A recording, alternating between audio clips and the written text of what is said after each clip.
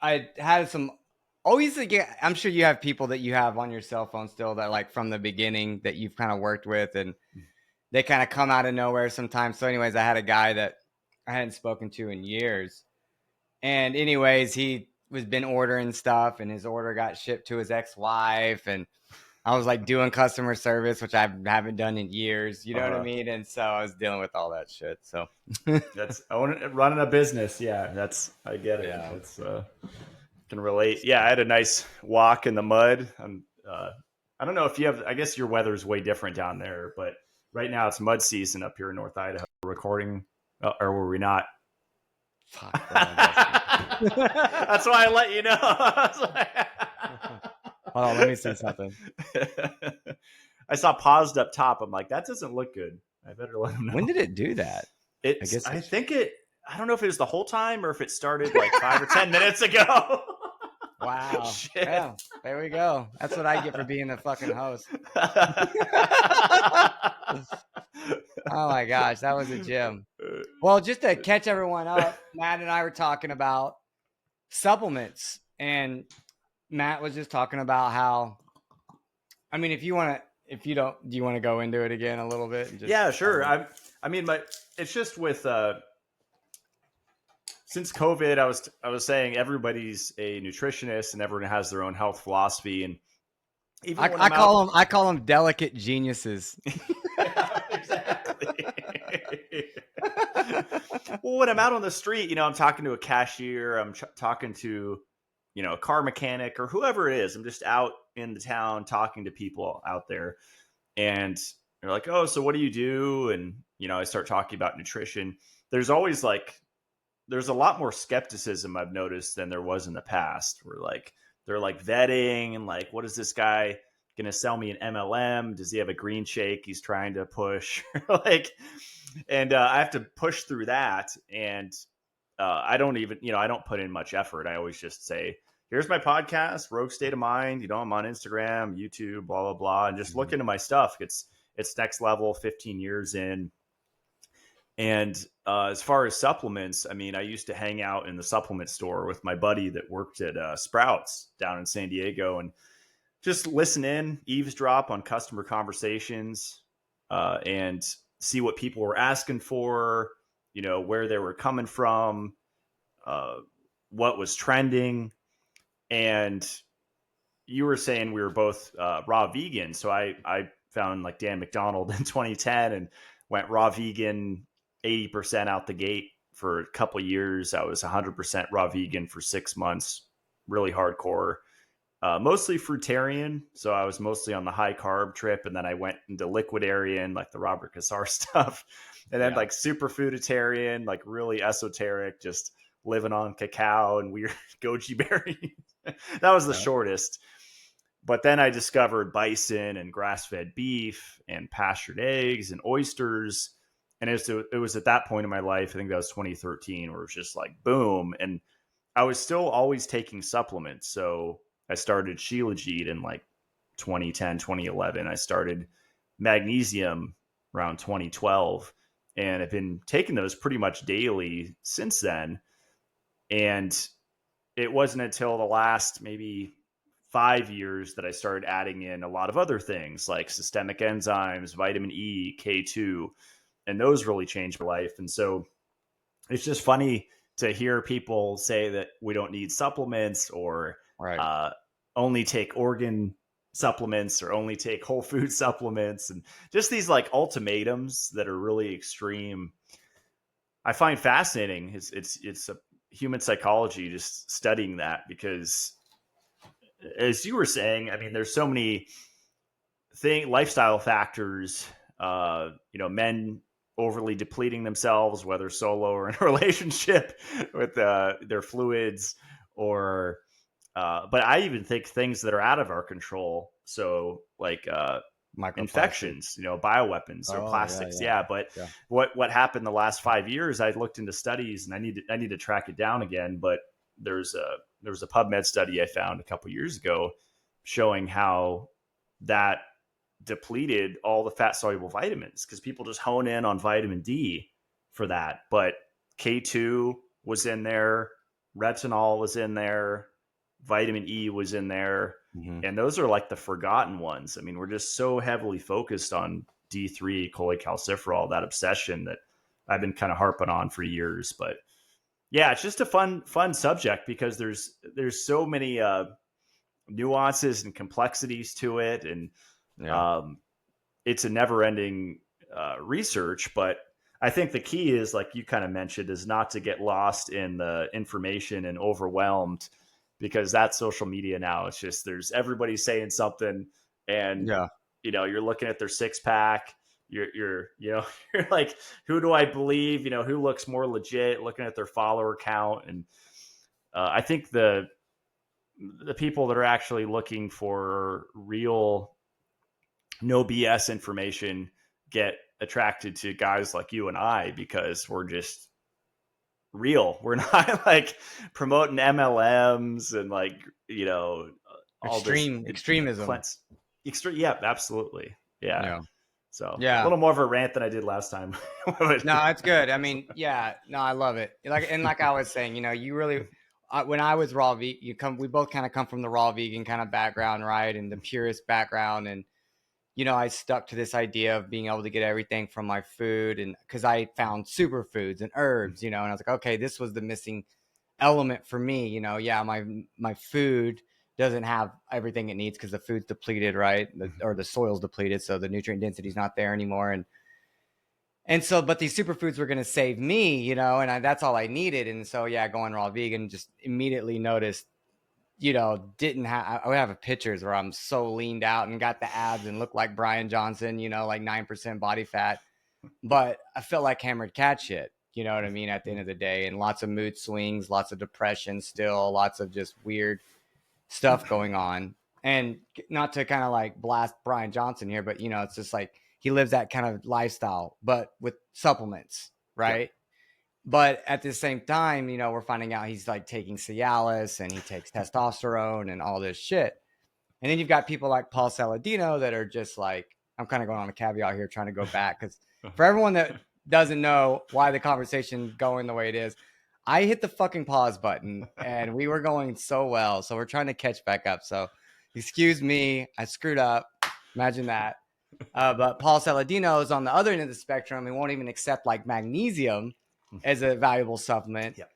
But he's also, single dude, lives in Costa Rica. Yeah. You know what I mean? And the point here is that these are both kind of extremes. Hardwired house. So his magnesium drains probably way less. I was going to mention about the hardwire house because I've been to Costa Rica and I actually love Costa Rica and I would like to actually purchase some land there.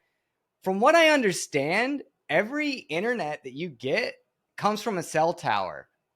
So there's no wired fiber optic in the fucking rainforest. And if you've ever been there, they're not doing that. So I know he's plugging everything into his router and hardwiring in there, but I have a hard time wrapping my head around, unless he's the only one that's got hardwired internet. I see what you're saying. I mean, because he definitely didn't build that house, is my understanding. So, yeah, my current router, so I use a local internet service basically on my deck. I'm out way in the boonies in North Idaho. There's a antenna off my deck that they put up a couple months ago, and it's pointing to a mountain where there's a tower. So it's like an access point. And then that sends it to my router through a hardwire line. But then I have Wi-Fi on right now. It's right next to me. But yeah, you probably can set it up in a certain way, but I'm sure you can mitigate it a little bit, right? Yeah. I have Starlink now. I used to have the system you had, but where we live, I'm in this weird situation where I get like one bar. Yeah. I've calmed down a little bit. For a while, I was like, screw Elon and screw Tesla. Now, after all the liberals hating on everything, I'm like, I kind of just want to trigger them. So I'm like, not pro, but I'm like, not against Starlink anymore and all that stuff. I just needed good internet because I work from home. I didn't give a fuck about the bureaucracy and politics. Like, I just hate the update. Starlink seems to update daily, which is kind of annoying. That's the only thing that bothered me about. But it happens overnight. You can make it automatic and stuff. But but yeah, I've learned all the off-grid rural tech stuff it's been really fun the last few years because I've dove in, and even dirty electricity the last few weeks, just getting obsessed with that, which is Loving that stuff. huge. I mean, speaking of magnesium, I mean, that's, if you're not in Costa Rica, you're probably magnesium deficient because you're being exposed to this field coming off the wiring in your walls into the center of the room. Mm-hmm. And that has a huge effect. I mean, Well, anything and over most 50. of those, I think most of those houses are like concrete too that are there too. Right? Sorry, I mean to cut you off. In Costa Rica. Oh, At least okay. I mean, some of these, a lot of people from Israel actually went there and built out, and they use like sheetrock in the fucking rainforest, which is nuts because there's mold everywhere in those houses. Yeah, that they built out. $1 million properties in third world country in Central America. Well, this is the area called Santa Teresa, which is a little bit different than where Paul is in Narosa, which is where the Johnson & Johnson air. That's funny. That's where he stays. So the Johnson & Johnson air, John S. Johnson III has a bunch of hotels there, and they have like a little health community there. So we kind of stayed away from that area for that reason. But anyways, I wanted to kind of go back here too, because I was just kind of like, you were talking about supplements. I was talking about, and I kind of come from this. You mentioned like, hey, you offer ascorbic acid, you also offer zinc, you offer the B vitamins, and then I was saying that, I come from same background as you, and I sell whole food vitamin C, but the thing that you and I have both kind of, and one thing you've shown me is that like we do need to supplement stuff. And I was just saying that like, no matter what, our food doesn't have the nutrient density that it used to have. The soil is depleted. You've shown me that we actually do need to supplement some supplements, especially magnesium. And I took 2 of your MagTech as you told me that. Like Mag ATP. MagTech is natural stacks, by the way, but it's all good. Oh yeah, sorry, bro. I have that one too. I took yours though, the Mag ATP, and I love it. And I still do my Mag chloride spray. I still do the Mag bicarbonate. I still eat magnesium rich foods. Like I still do the cacao. You were talking about how you did the superfood diet for a while with the chocolate, the Robert Kazar, the David Wolf diet. Adding Bacopa to my chocolate and ruining it. I remember that day. I was like, I put a ton of Bacopa in there. I just threw it all in the trash. I'm like, this is so gross. Oh man, that's a tough herb. That's a tough one to take, man. It's a tough one to take. But good for dopamine though. I've been getting back into the cold plunges. You actually messaged me. You want to get back into it. Maybe I inspired you. And I'm feeling such a break. I don't do it daily. I'm super balanced with it. Just quick, not trying to be manly in 20-degree temps, but colder the better. But the dopamine thing is really really huge. That's why I got back into it. I just love getting high from the cold. It's a cool feeling. Yeah, I was doing it pretty regularly. I mainly did it because I was in pain because I started jujitsu a few years ago, and like I would just come home like I'm almost 40, bro. I'm 39, so it's like I'd come home and I'm not a big guy. I'm like 165, 5'10", and it's kind of crazy to me because jujitsu's for the little guy, right? When you read about it and you study it, it's like, oh, it's the little guy so he can manipulate the big guy. Everyone in my fucking class is like 6'1", 190, 200 pounds. Like they're just these monsters, and it's like I have to deal with these guys. So that's what got me into the cold plunge, was just like I didn't want to be in pain anymore. But dude, yeah, you're totally spot on the how lit you can get after it. But yeah, you definitely inspired me. I didn't even know you had one, and I was like, oh, he's got the cold. And I was like, oh, cool. But I didn't get one of the 10 grand. I think there's a lot that are marketed. I just found there's a cool Seattle company I'm not affiliated with, and they're close, Redwood Outdoors, and they just make cool rustic looking, which goes with my cabin vibe and stuff. Cool. And so just as a basic filter, I don't think it uses UV or ozone, but basically, I just dose it with 35% hydrogen peroxide. Nice. Cool. But yeah, the little biohacking basement I have set up here, it's pretty cool. It's just sometimes a challenge to find time to use the stuff, the sensory deprivation, the hyperbaric, which I have to fix, that got broken in the move with the little fitting, and the sauna and the cold plunge. It's like it's not practical to do all this stuff every day, right? And I think that's the Right. misconception with biohacking and Gadgets. it's gadgets. Yeah, it's a balance. And I actually did a live the other day on Instagram, and I was saying I don't really have a morning routine. Maybe that's a bad thing. Maybe I'm going against the grain, but uh, I'm I sure don't you know. have some things you do. Like I'm sure you drink Yeah, water when you first wake yeah. up. You know, Eat you probably don't ever. breakfast. Yeah, yeah, oh, Yeah, we yeah. never skip those things. You know. Yeah. But yeah, just being a little more relaxed and more fluid and adaptable. I don't really vibe with the rigidity that's often pushed by the natural Yeah. health world. You know. Yeah. Yeah. There's so much to be said there with that Mhm. because at the end of the day, if you become so like you see with Brian Johnson and the way like wakes up, does this, da, da, da, da, da, da, it's like so robotic and so yeah, there's no zest there. There's because if you truly are living, then shit happens. Things Yep. change. Some nights you don't sleep good, and some Especially if you nights have children like you do. yeah. And I got another one on the way. So it's like, or sometimes some stuff maybe happens in your business, you know, and you need to Yep. wake up and get right on your phone, you know, or sometimes maybe the power goes out, you know, because you had a snowstorm or for us, a tornado or, you know, or it's hailing or maybe one of your goats or maybe one of my chickens or some, the chickens get out or the dog Yeah. gets loose, you know, there's always life can happen. So learning to be more loose with it allows you to be more adaptive to those types of things that happen in your life and not Yep. be so like hard on yourself.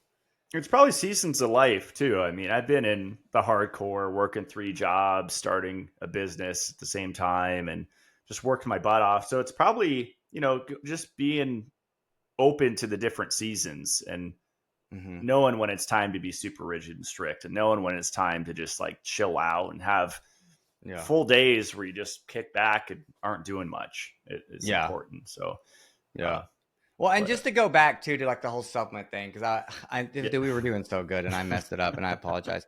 I just want to say that I appreciate you so much for pushing the supplement game because it woke me up to the realization that I do need to supplement more. And but I think there's also this balance of it too. And like you Mhm. said, it's good to grow your own food as well Yeah, and that connectedness because even if we decide not to take supplements and we're buying our food from like these big box retailers that it's organic, you know, by the time we get most of these, you know, vegetables, if you will, the nutrient density is almost completely gone in there. So if you're gonna hmm eat if you're going to eat plants, you know, and that's almost how you approach them. You have to say things like, you know, plant-based diet's the only way to go. You can't say that shit anymore because then people get offended or whatever. And maybe that's not right for everyone, but you definitely, if you're going to eat plants, you need to grow them yourself, you yeah, know? And I was just talking about how like I've kind of moved away from more of the annuals and getting more into like the annuals I grow. I want things that I can store. I want things I can ferment. So I want to grow things that like our kimchi. I was talking about how we harvested around 800 pounds this year for our kimchi production because we sold out so quick. We that's offer awesome. that. Um, but really moving more into herbs and perennials because outside of the annuals that I can store and ferment, the perennials actually regenerate the land. You know, Yeah, they do more for the soil microbiome than an annual will. An annual is constantly pulling and stripping nutrients from the soil, and interesting. that's one thing we have to keep in mind. And that doesn't mean that they're bad. That's just the Mhm. way that system works. Plus, it's super labor intensive to grow Yeah, annuals. You know, you're seeding, you're harvesting, you're logistically, if you're trying to sell it, it's a logistic nightmare unless you're consuming it yourself. But even if you grow like 30 lettuce plants and they all come to head at once, what are you going to do? You know, you know what I mean? So you have to like be kind of Yep. strategic with your annuals, especially for your own family's production. I have a long way to go with that strategic. I'm just super winging it, Yeah, but these are the things it's I've learned over the years, you know, because in the beginning it was like annuals, yeah. and then the labor cost and finding people to actually work consistently, and the turnover rate was so high. I've gotten to a point now where I threw my hands up and I looked at my son. He's 12 now, and I was like, "Hey, bub, it's just you and I this summer and spring." And he's kind of looking at me like, "What?" And I'm like, "Yeah, bro." But I decided to cut almost all of the everything that's outside the greenhouses. I only have two 40 by 100-foot greenhouses, which is not too small. It's actually pretty damn big for my family, but mainly just doing like, we're going to do turmeric and ginger, lots of herbs. I'll grow some annuals, but I really want to grow lots of herbs this year and just get those perennials established so that I don't have to do anything. That Okay. that's Bye, buddy. amazing. Sorry. Yeah, He's getting. that's that's okay. Well, we're talking about kind of extreme dieting and these experiments. I went pretty low fiber when I got into the repeat information. That must have been, I don't know, 2019, I think, is when I started. And I think my main source of fiber was the raw carrot. And I was just Salad. basically doing, barely any salads, I think. I think it was just like ground beef and rice and raw carrot and coffee and milk. And it was the majority of my diet. But my gut got messed up on the low fiber. I mean, I was probably sub 20 grams a day or something, maybe even 10. And I interviewed, Karen Hurd that has the bean diet, speaking of diets, but she's all about getting that insoluble fiber to soak up toxins. And, it's kind of like a natural activated charcoal, but it also lowers adrenaline if that's in excess. And I've had a stressful year and a half. I mean, especially, last year just was not good for me. I had a lot going on, legal and just breakup, all sorts of stuff. And so I've been experimenting and just really tuning in on what helps me with stress, and even just increasing my fiber. I definitely notice a huge reduction in like my psychological stress. Days I don't eat enough fiber, I feel it. So it's just funny to see the carnivores and all these people, the lectins, the oxalates, the phytates, the plant toxins. Well, but like, even Paul has come out and said he's not 100% carnivore anymore. Yeah. And, it's his fault for naming himself the Carnivore MD, even though he's a psychologist and he makes it seem like he's a medical doctor, which is a whole nother rant for me.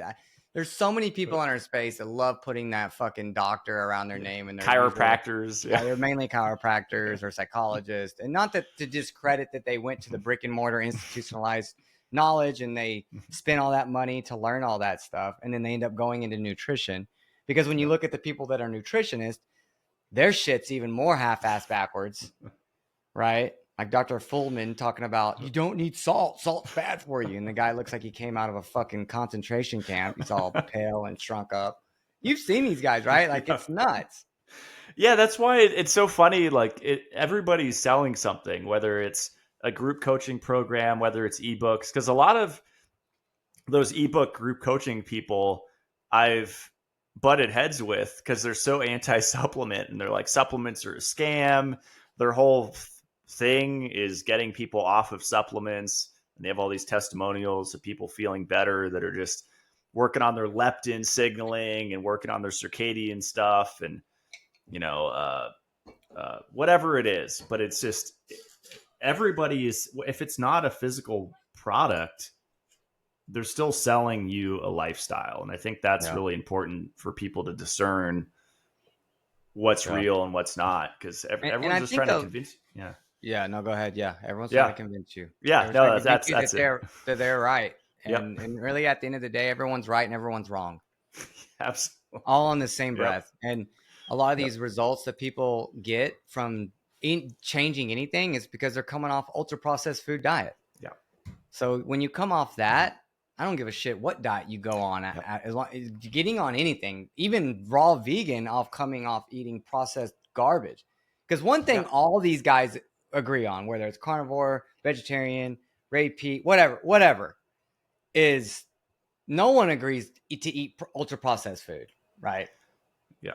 That's one thing that we can all say that everyone collectively agrees on. And so when you have all these people that, I guess the statistics are now like 70% of everyone's calories in America comes from ultra processed food or whatever. When those people come off that stuff, doesn't matter what they do, they're going to feel better.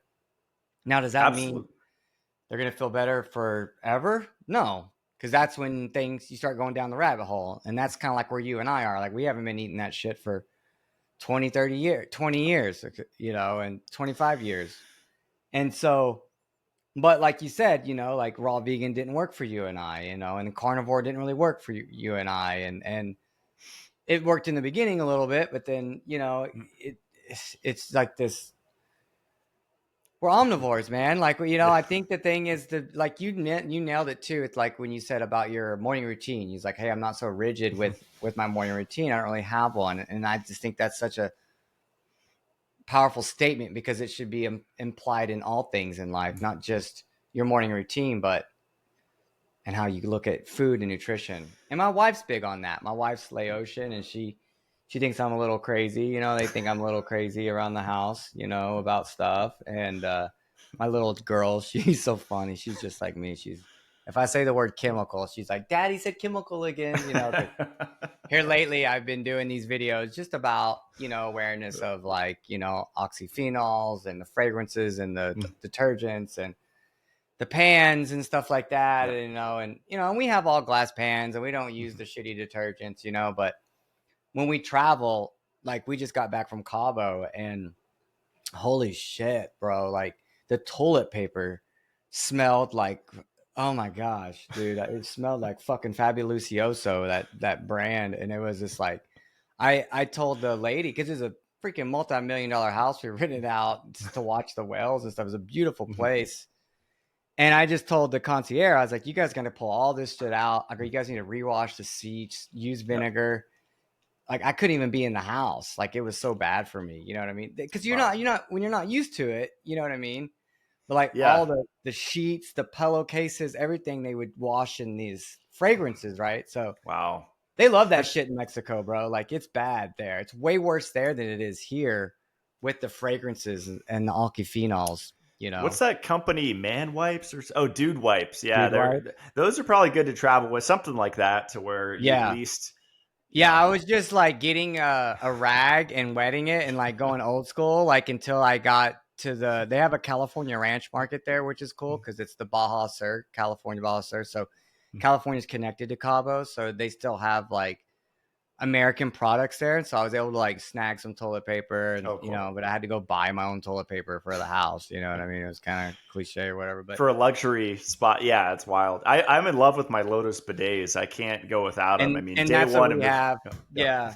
The bidets is where it's at. yeah. And speaking of that, I actually my plumber was here with his helper that they set up a whole house kind of harmonizer vortexer that I put on my whole house line the other day. And I was actually showing them your ozone unit that I have on my bedroom dresser. And because my plumber had dealt with kind of switching. I know I'm going on a tangent, but he was dealing with. I think we covered the supplement thing finally. I can't remember. I think it was Crohn's disease that he was dealing with, but whether it's like IBS, all these gut issues, Crohn's colitis, colitis. I always tell them about the rectal ozone, and they're, when they hear rectal and shoving things up their butt, they always get like, oh, but I'm like, you can do it at home. It's cheap. I mean, relatively cheap. And, I was kind of going on a rant for 5 minutes to my plumbers about the effects of ozone on the gut and how it's a reset. And I have my friend's boyfriend and girlfriend, groundskeepers that are moving up here to help out on the acreage. And, they're all messed up in different ways. Like she had a pesticide exposure in Arkansas growing up on a ranch. And so it's going to be fun. Just my point with this rant is I think in the health community, we get so obsessive about studies and blood work, and where the rubber meets the road is really in person. Like I've been doing here for the last 9 months is in person, pretty much experimenting on people, but not experimenting because it's 15 years of experience that I have and knowing what result I'm going to get generally in those people. And I'd say it's been 99% success rate where someone working here on the mountains like, Matt, what do you recommend for this? I give them a bottle or a product. And they're like, whoa, that actually went away like quick. And I'm like, yeah, this stuff works, so some strategic supplementation, but Yeah, I don't know how I got on that, but Well, I think kind of to add to what you said, we had that conved bullshit that really Mhm. separated us. And then right after conved, AI really stepped it up, which even separated us even more, started creating this disconnect. And then you were just saying, like, this connection that you're having with people one on one is you feel like there's something there. And I couldn't agree more. I feel like we as a society are wanting to, even though we had these things happening like conved and AI, which is separating us, I think it's actually creating an inverse reaction where people Mhm. want connection even more than ever now. For sure. Because Yeah. that's our human nature, is to be in a Mhm. community, right? In the word unit, or unity, if you will, is kind of in that key in the middle of the word community and communication.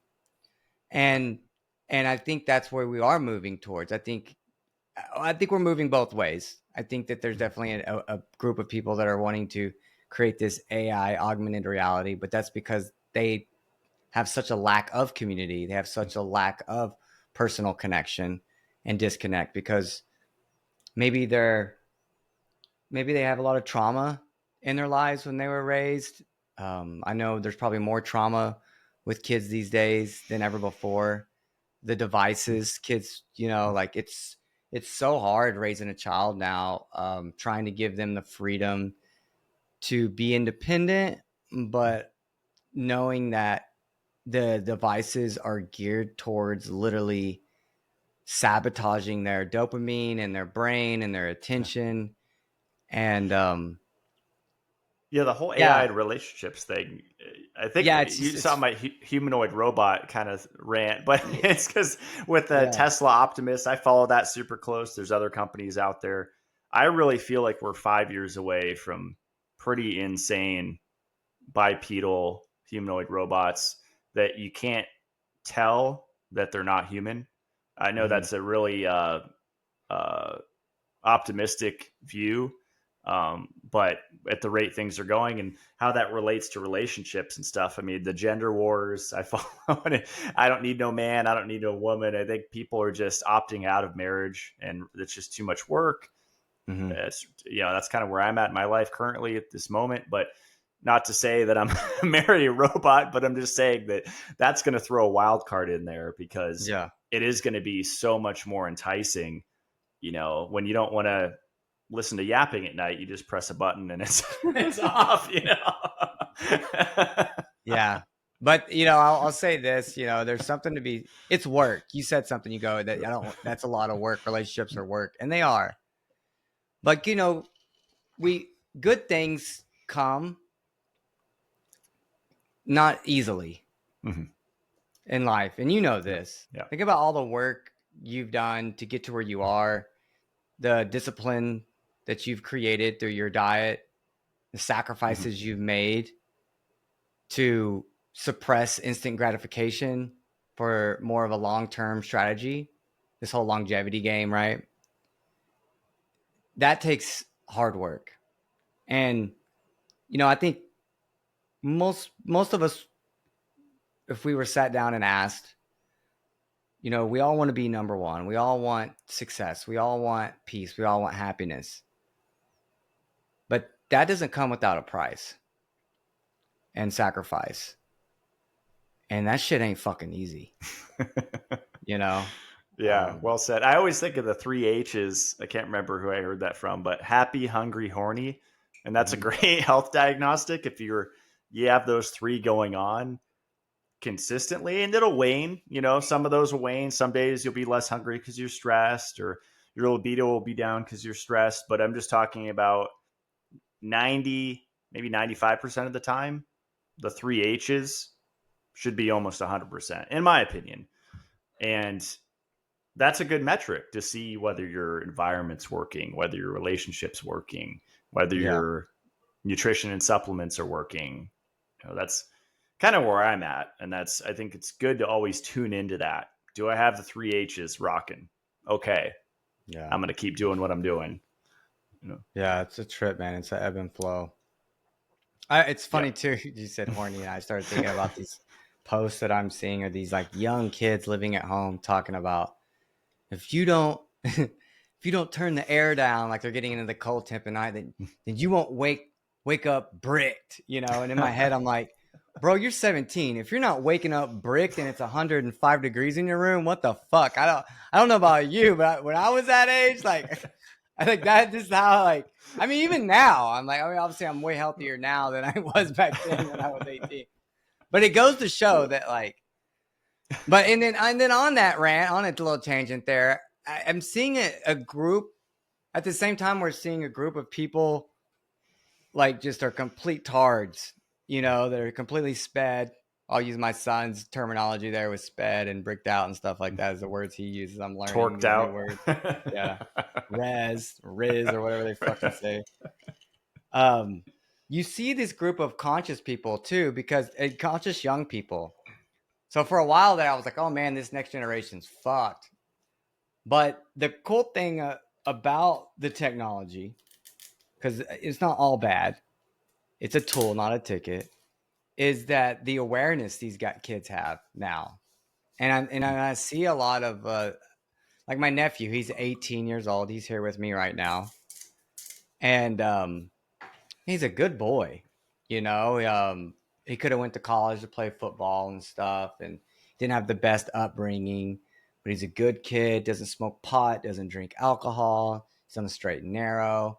You know, I see this shit he's watching on YouTube. He's talking about, like, we're in the gym. He's like, oh, show me how to do a muscle up, uncle. And like, I want to do marathon running. And I'm just like, dude, when I was 18, I was not in that. I mean, I was training, I was working out, but I was chasing. My wife's not going to want to hear this, but I was, you know, she already thinks what she thinks of me anyways, but we've been together for so long, 13 years now, but I just lived differently. But we didn't have the technology back then, you know. When I wanted to go downtown Dallas to go to a club, I had to fucking MapQuest it and print it out and then figure out how to get I remember there. those days, MapQuest, yeah. But so, you know, we've got this new information now. And we're in this digital age. We've kind of left this industrial age and we're in this digital age now, and it's created this opportunity for people to make a choice, you know, and to choose. And do you want to go this route? Do you want to go this, like, you know, sped route, or do you want to like really optimize your life? Because man, all the information's there, and a young kid can change his life if he gets on social media and starts doing, like, he showed me this one guy. He's young. He's like 19 years old, and he's a runner. And he's not the best example for people, but he's got a huge millions of followers. But he does these ultra marathons. And he's always like smoking pot and eating mushrooms and shit, which I'm not against any of that stuff. You know, I do that stuff. And but so does everyone and their mother nowadays, right?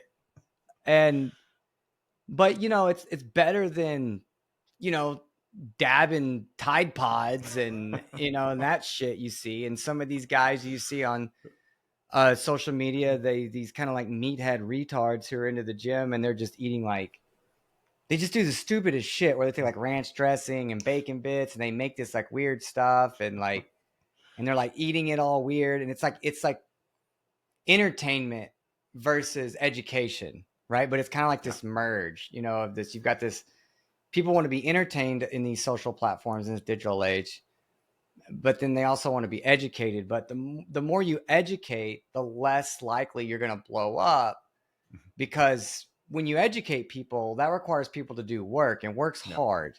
Yep. But when you entertain people, that's easy, and people get instant gratification from that because it makes them laugh or it makes them feel some type of way. And people are typically escaping from reality to feel differently. You know, it's the same reason why people, you know, do hardcore drugs and substances, to kind of escape the current chemistry that they're in, the state that they're in. You know what I mean? Yeah. So yeah, man, life's sublime, you know, like it's a trip, man. It's a trip. I think my goal, yeah, that's great. I think my goal is like 80% education, 20% entertainment, or something like that. 60% education, 40% entertainment, or ideally blend them as much as possible. But the funny thing about supplements, both are companies, people want, you know, it's most of the questions, what do I take for this? I'm sure you get it all I get it every single day. Yeah. And it's just that shooting fish in the barrel, right? Yeah. As you would say, because it's just, just take this one of my products. But the cool thing is we actually have legit products that work. And so it's not like we're selling them some 10-day transformation cleanse or something. Right. It's like we're actually, they actually will have a beneficial effect. But for them to do the work of learning about their dirty electricity exposure and, the EMF aspect and all of those things, that's a lot harder than taking a pill, so Yeah. how, if people are going to do that.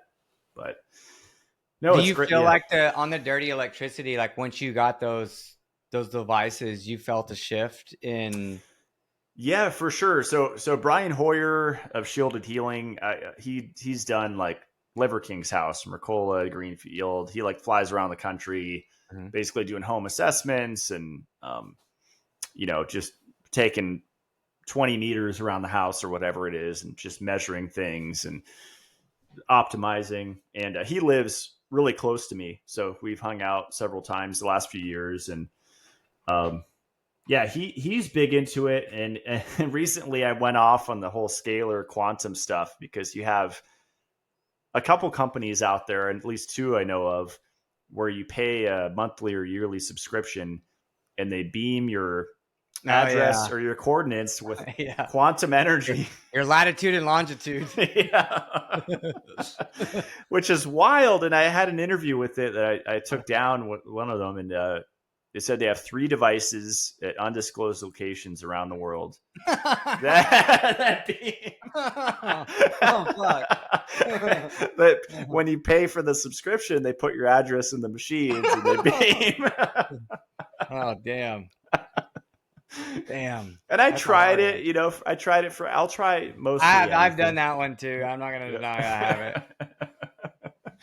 But then there's the cubes, and there's the squares and the cylinders, the there's Aries Tech. I mean, I'm not going to start naming company names.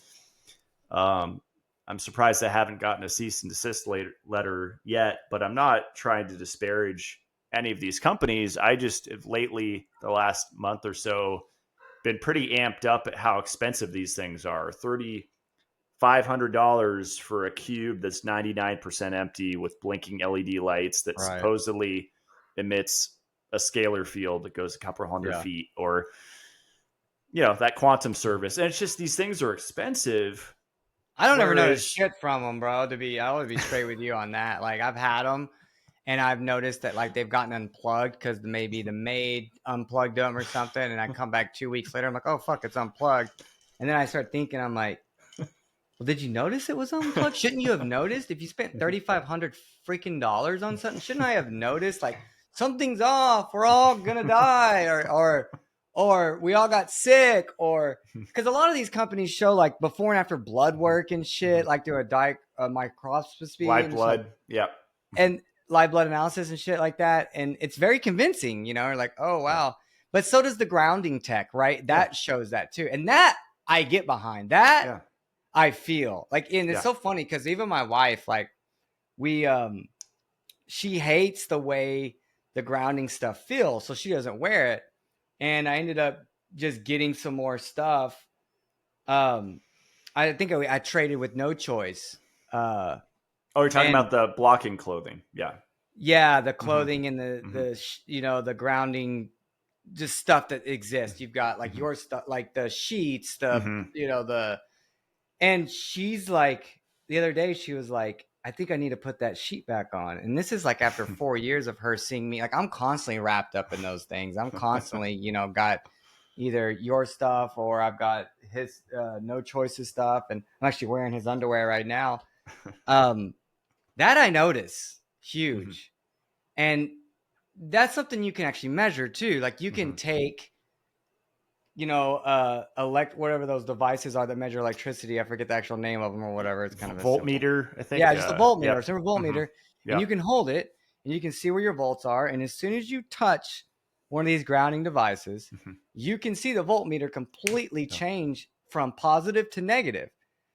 I mean, that's real shit. Yeah. And it backs up with what the science says, that you're getting these negative electrons in your body. And it just makes sense. It's validated. You can cheaply validate it. Yeah. And I know without a doubt, like, man, even if I can't ground myself, being wrapped up in something silver helps, just from all of the radiation that we're getting hit with. And I'm posting an interview, I don't know, I think next week, of the Static Shield guy. And he was saying they sell like a 8-layer aluminum thing. And he said with his son, when they go to the airport, he has them basically sit on that and they ground it, which I never thought about that. But, when you're waiting for your flight, you can literally ground yourself. And I didn't think that was safe. But apparently, I mean, this guy's been studying 20 years. I'm like, well, it's kind of cool. It makes sense. Yeah. I've always heard that there's a kind of an iffy on that one too, right? Like you could be grounding yourself to all of it. But I'll tell you this, just surrounding yourself in this Faraday cage type environment. Yeah. There's absolutely something to be said about that, and then just making sure you don't have Bluetooth headphones on, like, good God. And that's why I love good sound. And normally your options are Bluetooth headphones, which that's like the worst. It sounds like camera cat shit when you try to listen to anything. You know what I mean? The air tube you're talking about? The air tube ones. Yep. Yeah.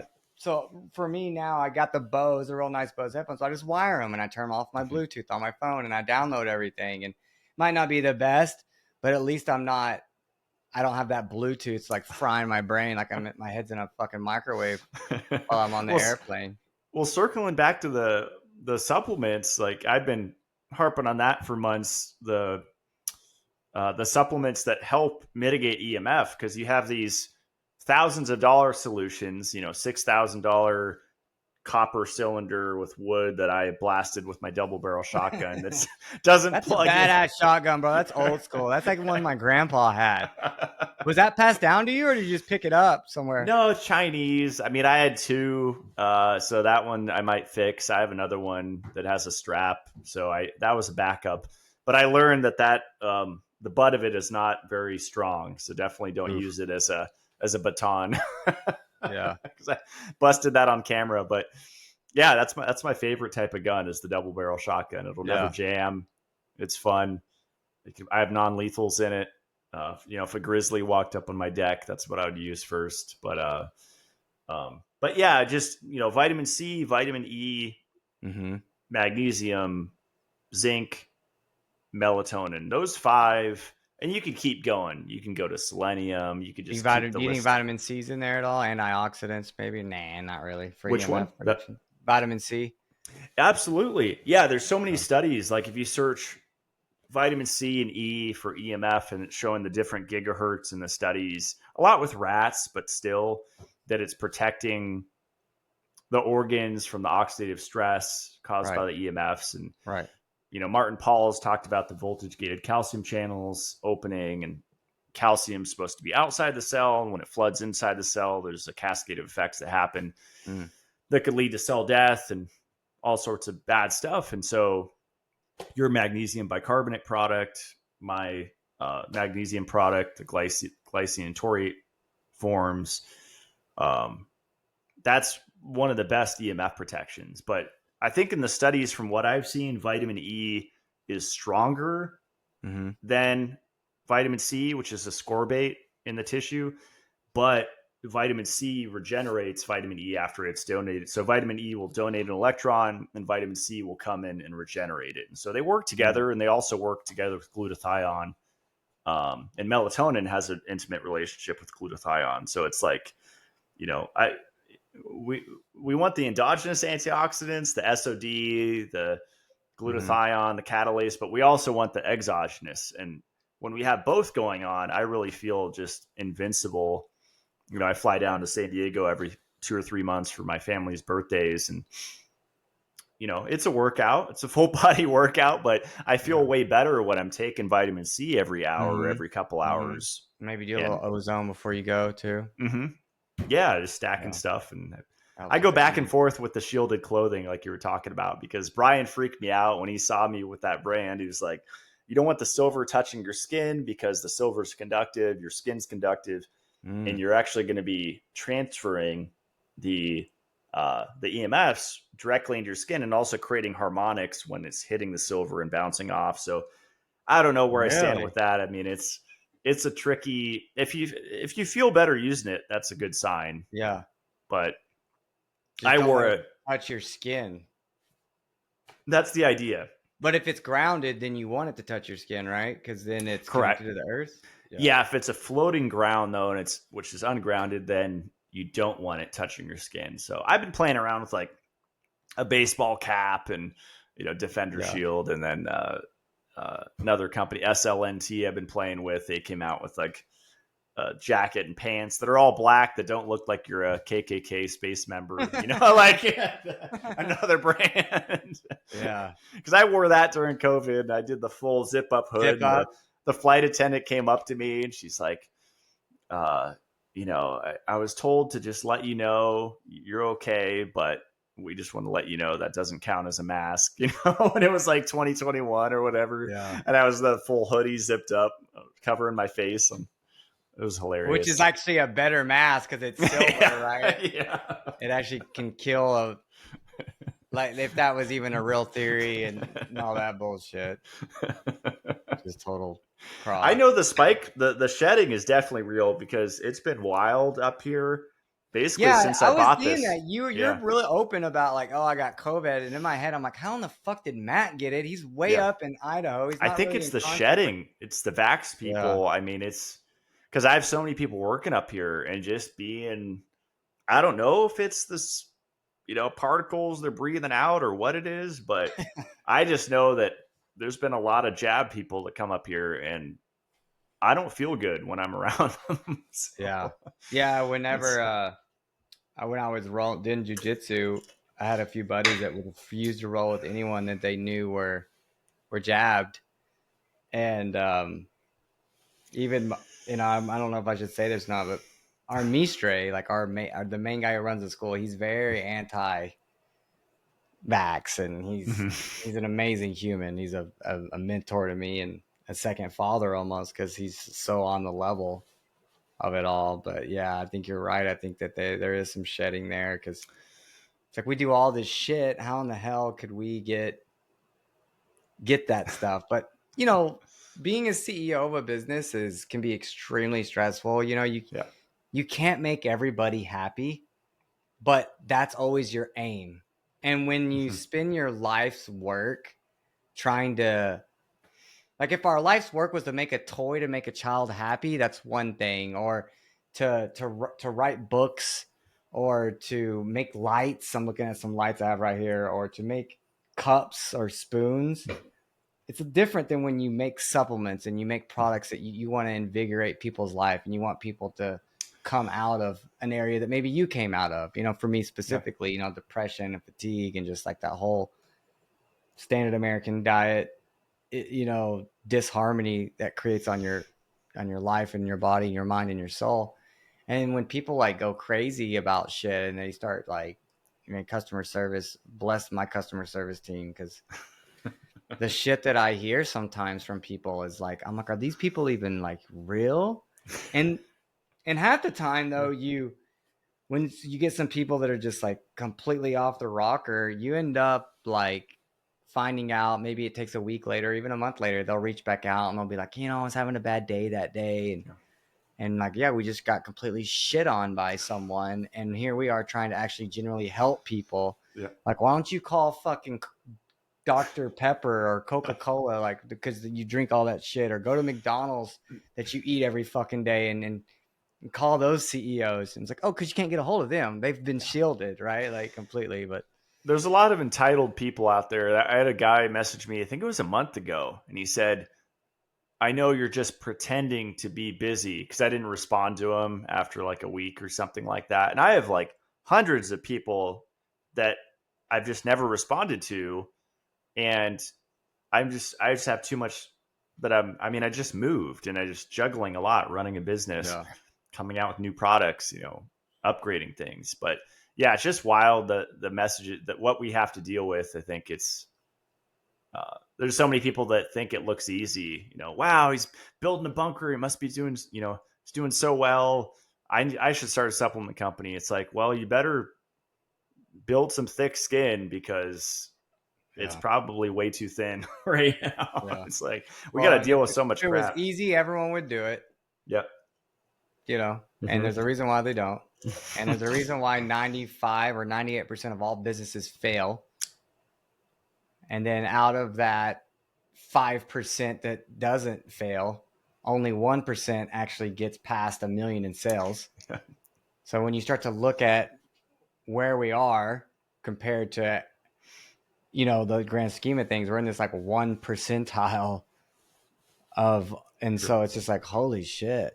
Yeah, Yeah. God bless our team. God bless the people that are able to handle some of that load for us, on our team. Cause Absolutely. it's like, Yeah, it's good to create space between the people that are emotionally unstable. And I mean, especially now since the election, the last 3 months, I feel like have just been wild with people yeah, that are losing it and getting so emotional. I mean, I was talking to my friend Joe that works with me the other night about my philosophy about world events and everything that's going on right now. And I just think that who knows, my family are huge MAGA, almost QAnon type, which is kind of cool. But at the same time, that's like overly optimistic. And then, I'm somewhere in between.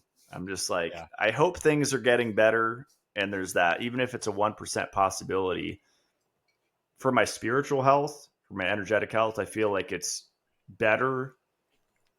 I'm pretty black pilled. Say I'm like 90% black pilled. I yeah. think there's a coming solar flare. The friend that works with me here, he follows Suspicious Observers on YouTube, which talks about the coming pole reversal that's way overdue on the Earth I and feel like we how, just had a weird flare the last week. for sure. Yeah. Have you heard about the pole reversal stuff, though? How, Oh like, yeah, up here in North Idaho, it could either turn tropical or ice age. It can go either right, way. right. Yeah, I've heard about that, and then that it's happened before, and kind of goes back into that rabbit hole of like the Anunnaki who actually created the Earth from Tumat and all that weird shit that Billy Carson talks about from these, which really he just reading tablets and stuff, and all those tablets that were found in Iran and Iraq, and Yeah. the history of the planet. And then I did a podcast with Sheer at the Organo Oregon guy, and he was kind of, he's big in Tartaria stuff Okay. and those maps and stuff, and the pyramids were everywhere. And then I'm sure you saw the stuff that they found recently about the The Great Pyramid of cylinders. Giza. Yeah. Yeah. I hope that's under my concrete pyramid. I doubt it, but that'd be pretty cool. I'm definitely going to do a gold and silver paint on the capstone because supposedly they all had gold and silver. Do you know about that? Have you ever heard Yeah, that? yeah, yeah, So I'm going to do what I can, yeah. but I just don't want to, sell my kidney to build this bunker. So hopefully it's doable with what I have. My So you lake already house had has. like a basic structure there, and then you're just gonna go in and refurbish it out. Yeah, I think a doctor that I don't know much about it, honestly. I've heard some from parties up here that I go to. I ask around. They're like, oh, yeah, I know about that bunker. So supposedly a doctor in the 90s from Oregon built it, but he demoed it before he sold it, which is really sketchy. Like it was all plumbed out, electrical, it was all framed. Even the pyramid was plumbed out, stubs, there were rooms inside the pyramid. And for listeners, this is a huge underground pyramid, like 35, 40 feet wide, at least something like that. Mm-hmm. 18 feet tall, just to the bottom of the capstone. It's a giant room. So yeah, it pretty much there were kids partying in it for 20 years. There were bats living in it, hundreds of bats for the last 2 decades. So I'm giving it some love and gonna pour a slab out front, walls at a 4-car garage, a lid across the entire thing, acrylic capstone that allows in UV light that's going to be 35 feet tall, Nubian Russian pyramid that's like the Patrick Flanagan. He was into the Yeah. steeper pyramid.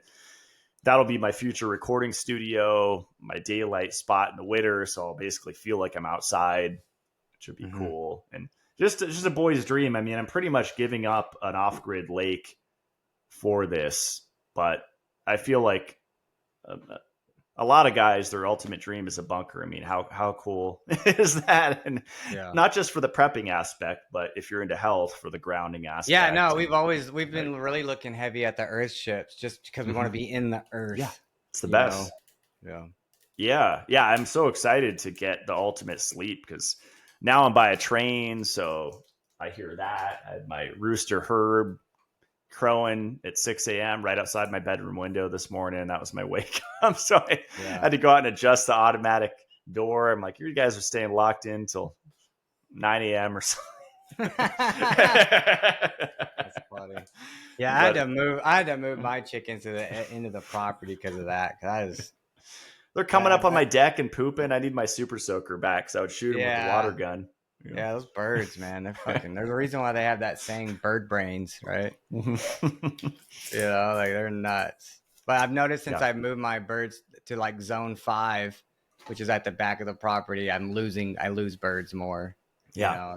My groundskeeper up there, I think we have bobcats because there's like a rock bluff at the top. I think it's like 2,600 feet, 2,700. It's a cool 360 view. I might put a watchtower up there, or wood burning hot tub or something.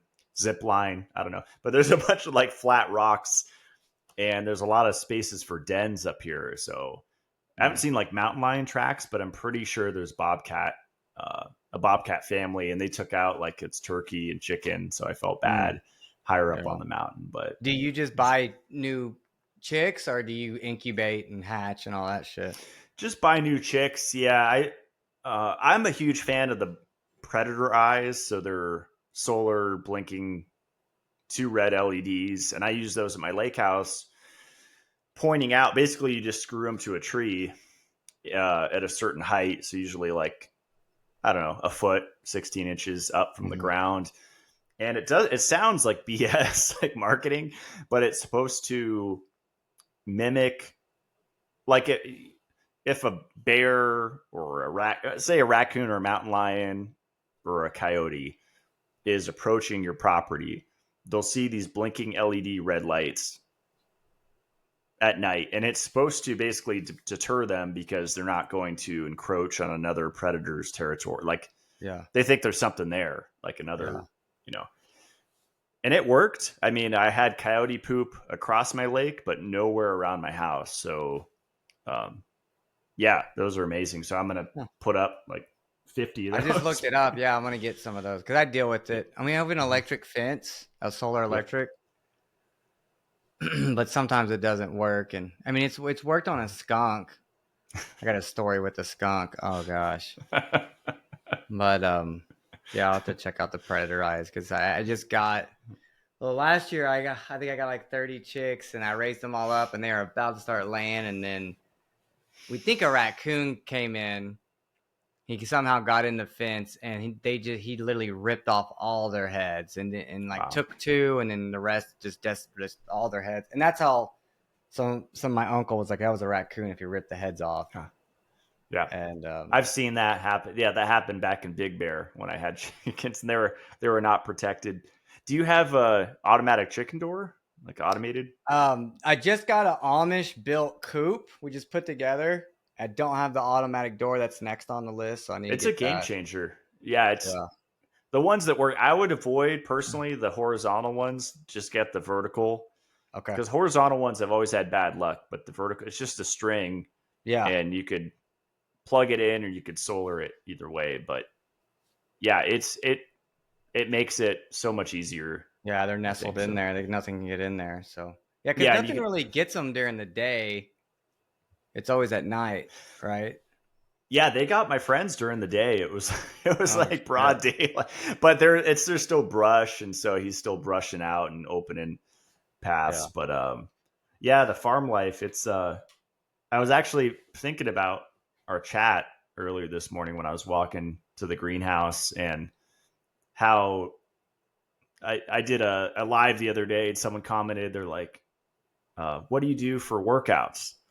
And I'm like, I don't work out. I just chop wood and carry water. And that's the cool thing Chop about wood, carry water, bro. This song, he wrote songs on that. Yeah, that's work. the lifestyles that we're doing. It's like you almost, I know you work out and lift, but you almost don't need to, especially if you're busy and it's, Yeah, the busy season. And yeah, with what I have going on currently, I mean, maybe 20, 30 minutes a week. If I, feel like it, I might start getting into that. But I just feel like I have pretty good body composition just from my walks, and you're just always doing something when you live yeah, rural. So you're setting yeah. up your life in a way where Have you ever tracked how many steps you get doing all that shit?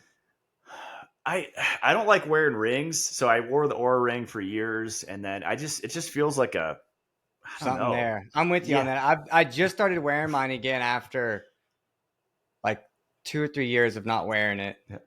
because I wanted to. I'm trying to like dial in some stuff, and I'm just Mhm. seeing if it actually works. What I'm really trying to figure out is when I cut my last meal, because I noticed like for me when I started lifting again, which only started lifting about 2 years ago. I really did enjoy it. I used to lift more often than so, but I got kind of out of shape with the kids and I got kind of lazy. I'm not gonna lie. You And look I good need, now. I think I saw the before and after you posted recently. Is dude, I look like shit before. Yeah, it was bad. I almost didn't want to post that. It looked so bad, but no, I appreciate it. But yeah, it's I'm definitely physically need to move, and since Crucial 4 has been needing me a lot of this, that's why I'm standing right now because I've been sitting most of the time, and I have a walking treadmill right here next to me too, so I'm trying to walk on that. But the thing I was trying to figure out with this Oura ring was like getting my resting heart rate drop, see how low I can get it. And I was looking at some of Brian Johnson stuff. I'm like, how's this fucker getting a 100% sleep score, and just seeing how close I could get to mine. And I'm about to stop wearing it because I've been wearing it for about 4 or 5 months now. And I think I've got it pretty much dialed in where I've noticed if I eat my last meal by like 4 or 5, 6 the latest, I can get my resting heart rate low enough. But I've also noticed if I do a really hard workout, like and when I say hard workout, not really weight so much as like cardiovascular, like a hit Mhm. workout. And I only try to do that. I used to do them like 4 or 5 times a week. But now I just do them like once or twice. That really drops my resting heart rate. But if I eat late, man, that sabotages my sleep pretty heavily. And again, going back to what you initially said in the beginning about not being so rigid with your morning routine, I try not to be so rigid with it because with a family, it's like I'm pushing everyone to want to eat early too, and that doesn't always work. And so I can be kind of psycho fanatic about life, as I was tracking all this stuff and trying to like get everything dialed in. But Yeah. I have Yeah. noticed if I eat earlier, it does definitely help. If you eat later, have you tried taking digestive enzymes and noticed anything? I should try that. I mean, Mhm. I no, I haven't. Hmm. I haven't That'd be done that. well. You inspired me to eat earlier. I've been pretty bad where I'm eating 9 p.m. dinners, and That's how I I should. normally Yeah. was. And most of when I did jujitsu really fucked my sleep because it's a super intense workout, Mhm. and I'm done at like 8:30. Mhm. Right. And then when I get home, I definitely need something. And so I'm like eating at 9:30, 10. And then I can't sleep for shit because my adrenaline's so high. And that's the last thing I need. I Yep. need to really decompress at the end of the day. So I haven't been to jits in like a month though, because we've been traveling and the baby's coming and I just want to be more present with my wife. She's such a thoroughbred with like just carrying the weight. And I just, this is number 3. And so, yeah, I just want to really show up for her this That's time. I cool. feel like, I kind of was selfish with the last 2 and, as our relationship has evolved, it's like we've gotten so much better. It's And awesome. yeah, it's a trip, It's cool. usually you hear about the opposite, Yeah. people grow apart from each other, but we've actually just grown closer and closer. And she just, like it's so fucking hard because she'll say exactly what I need to hear but don't want to hear. You know what I mean? And learning just to swallow it, and to just take it without feeling some type of way about it. Like being okay when when you're not okay. Being okay Mm. with not being okay. It's kind of a weird Yep. way to say that, but you know what I mean? Like learning to like just embrace the suck and not feel some type of way about it. You know, I can be a very emotional dude. I have, from an astrological standpoint, I have 5 planets in Scorpio. So that's like emotion and water and like, you know, all this emotion and stuff. So I've had to learn to like, really like, who gives a shit? You know what I mean? No, we're not going to get out of life alive. We're all going to fucking die. And true happiness is like this now present moment and how present I can be in it, and not being so fixated on the future and you know, or worried about some depression from the past. And I guess, you know, a lot of that I think about like in the beginning when you're building a business and you don't really have a pot to piss in, it's different. But when you get there, you know, you kind of can either find yourself driving yourself to want more, or you can bitch slap yourself and be like, bro, you made it. Like, Absolutely. Yeah. what, you gonna fret still? Like, are you kidding me? And so that's kind of like where we're at now. And I told my wife, I was like, look, if everything just stayed the same as it is now for the rest of our life, like, we're good, you That's know. cool.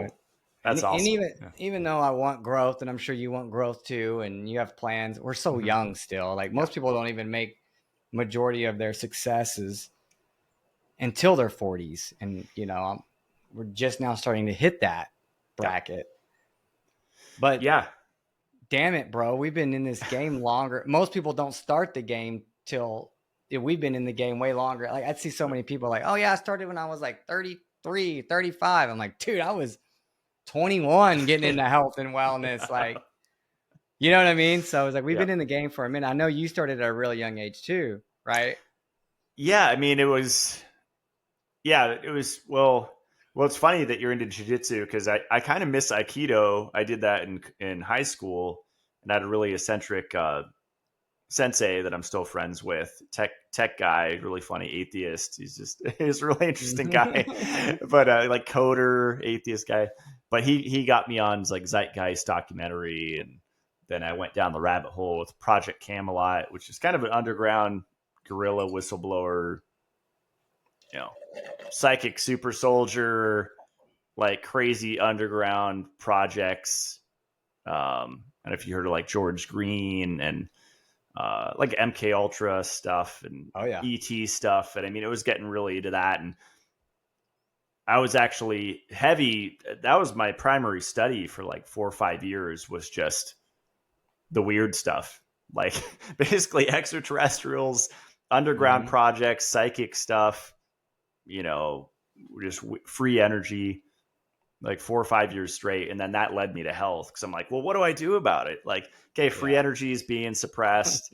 Like, there's like psychic kids out there that they're using in Vietnam to kill people, like Yeah. gifted autistic kids. I mean, I was getting into like crazy rabbit holes. Yeah. And it led me to be so frustrated. Like, well, I don't want to be on this earth unless I could find, you know, a way to help. And Yeah. then I was like, oh, human health. Uh, you know, I'm like, I'm not doing anything for that. And so that led me to green vegetable juicing and enzyme therapy. And then it just started a whole thing. But yeah, it's funny how we all have our different start of why we got into it. Mine actually wasn't really a health issue. It was just like that frustration of like the world's so messed up and everything's so suppressed, and we should have our own flying saucers that are anti-gravity where we can go and see our family in 5 seconds, you know, anywhere in the universe and stuff. Yeah. It's You a know, cool theory, right? That to be yeah. able to do some shit like that, astral project Mhm. and be there. I hope I'm still hopeful. I mean, I think I'm, you know, you said you're 39, I'm 37, you know, chronological age. And I and I feel like, I don't know, 30, 40, 50 years from now, we can't even imagine. It's just going to be so wild. How is it going to be Blade Runner 2049? Is it going to Right. be Elysium? Is it going to, you know, what's Well, it there's going definitely a narrative for both. to? Mm-hmm. And you know, I think we could potentially go both ways, but maybe it'll be like it is now, where both exist simultaneously. And Mm-hmm. you know, it won't be one or the other. it'll be kind of like this. Yeah. Who knows? I mean, fuck, I don't know. Like, you know, like for me, I'm just like guns, ammo, food security, family. I don't know. yeah, I could take it or leave it. Maybe someday. I don't know. Who knows? I don't have a strong desire, but guns, ammo, food, that's my focus right now. And yeah. I think that's a pretty good, can't hurt. So, Dude, it's like I'm in Texas, so you know, like the guns and ammo thing is like, yeah, we're loaded up, and man, some of my like really good friends, like I almost don't even buy any more guns because of like how many guns and how much ammo the ones that live 5 minutes down the road from me, who I see every day, have. I'm just like, what are you gonna do with all that shit? And they're like, well, we'll come to your house because you got all the food. So I'm like, oh, okay, cool. I'm worried about it. Well, it's crazy. Last night when I was eating dinner, supposedly with my human design, they say, oh, don't focus on eating. You shouldn't be watching YouTube. I'm very counter to a lot of the conventional wisdom. I had a friend tell me, you actually need to be learning while you're eating. You shouldn't be focusing on your food. With my projector type, which is just an interesting side note, I literally watch YouTube every time I eat dinner. And Yeah. I mean, I benefit from it. I learn a lot. And last night I was watching Elon talk to a military, I think it was a contractor or something. It's kind of an underground interview. I don't know how I found it. And he was basically just talking about the future of warfare from an AI perspective, which is fascinating. And Elon was saying, if you've ever seen the computer controlled sniper rifles, they don't miss. They're like micron precision. And it's like Terminator. And these robots will never get tired and they don't miss. And so back to what we were saying, I mean, that's part of my prepping. It's just following this stuff. And I was listening to that thinking like, okay, hopefully I can put that up in my pyramid. Like utilize this, but when you get into like drones but my friend Jared up here, he's like, I don't think they're ever going to want to eradicate people in rural areas. What's the point? Unless it's a land grab. Yeah. It's really harsh up here.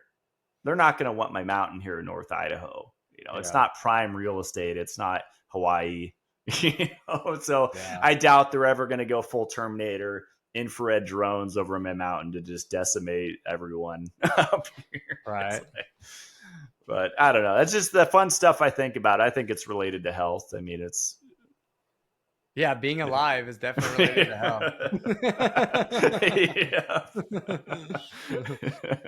But maybe because I like all the sci-fi movies. Those are my favorites. So Deuce, Ex Machina. I'm a sci-fi geek as well. I love them all. You like the Dune and the Star Wars and all that jazz too? Funny enough, I never watched any of the Dunes, but I was a Star Wars kid. I had all the action figures. I was a huge action figure stuffed animal kid. That was my imagination. I would just create storylines and stuff with all that with my friends. But Star Wars, I was still.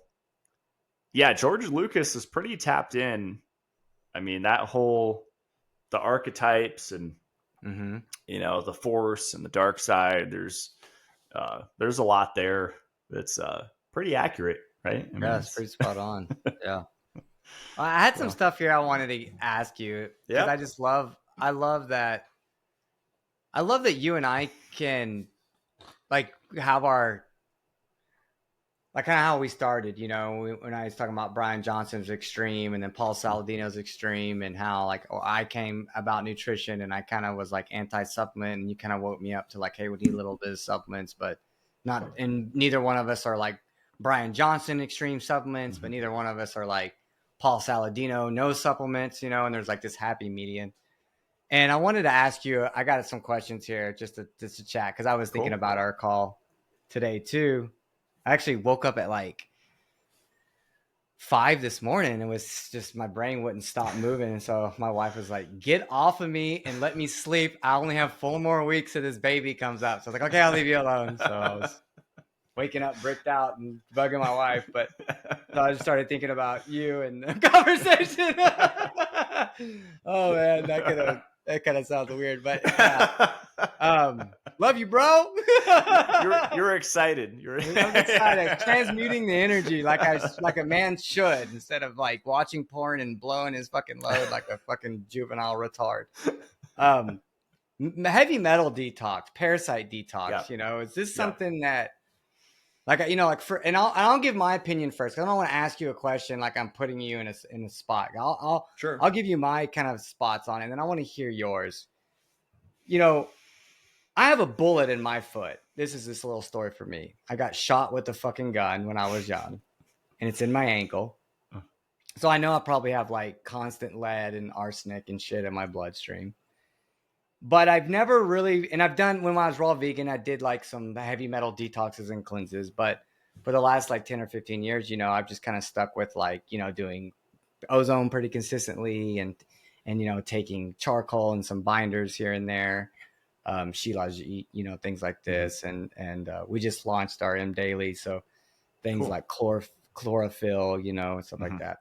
So my approach has kind of just been like, instead of doing these extreme detoxes, which I used to do, which I'm not saying I'll never do them again. It's just more of like a gentle, slow approach, to where it's like, I know I'm constantly going to be bombarded with these things. And I kind of, because in our industry, and this goes for metals and parasites, because what we're finding out is that, or not what we're finding out, what we've known is that these parasites can kind of hide around these metals and the charge and all that stuff. And so you kind of have to get the metals out in order for you can really address the parasites. It kind of works more on the same. But then you have this group of these people online that when you talk about these things of like binders and even doing these gentle detoxes, or even if you mention things like wormwood, black walnut, and clove, which is a little bit more of a inferior way to detox, people just go in an uproar. You get these like two opinions, right? You've got people that are like, oh my God, my child couldn't even speak and now they can. You've got these like overweight, unhealthy people sitting on their pedestal going, oh my God, you're stupid. I'm never going to follow you again because this is the most outrageous advice.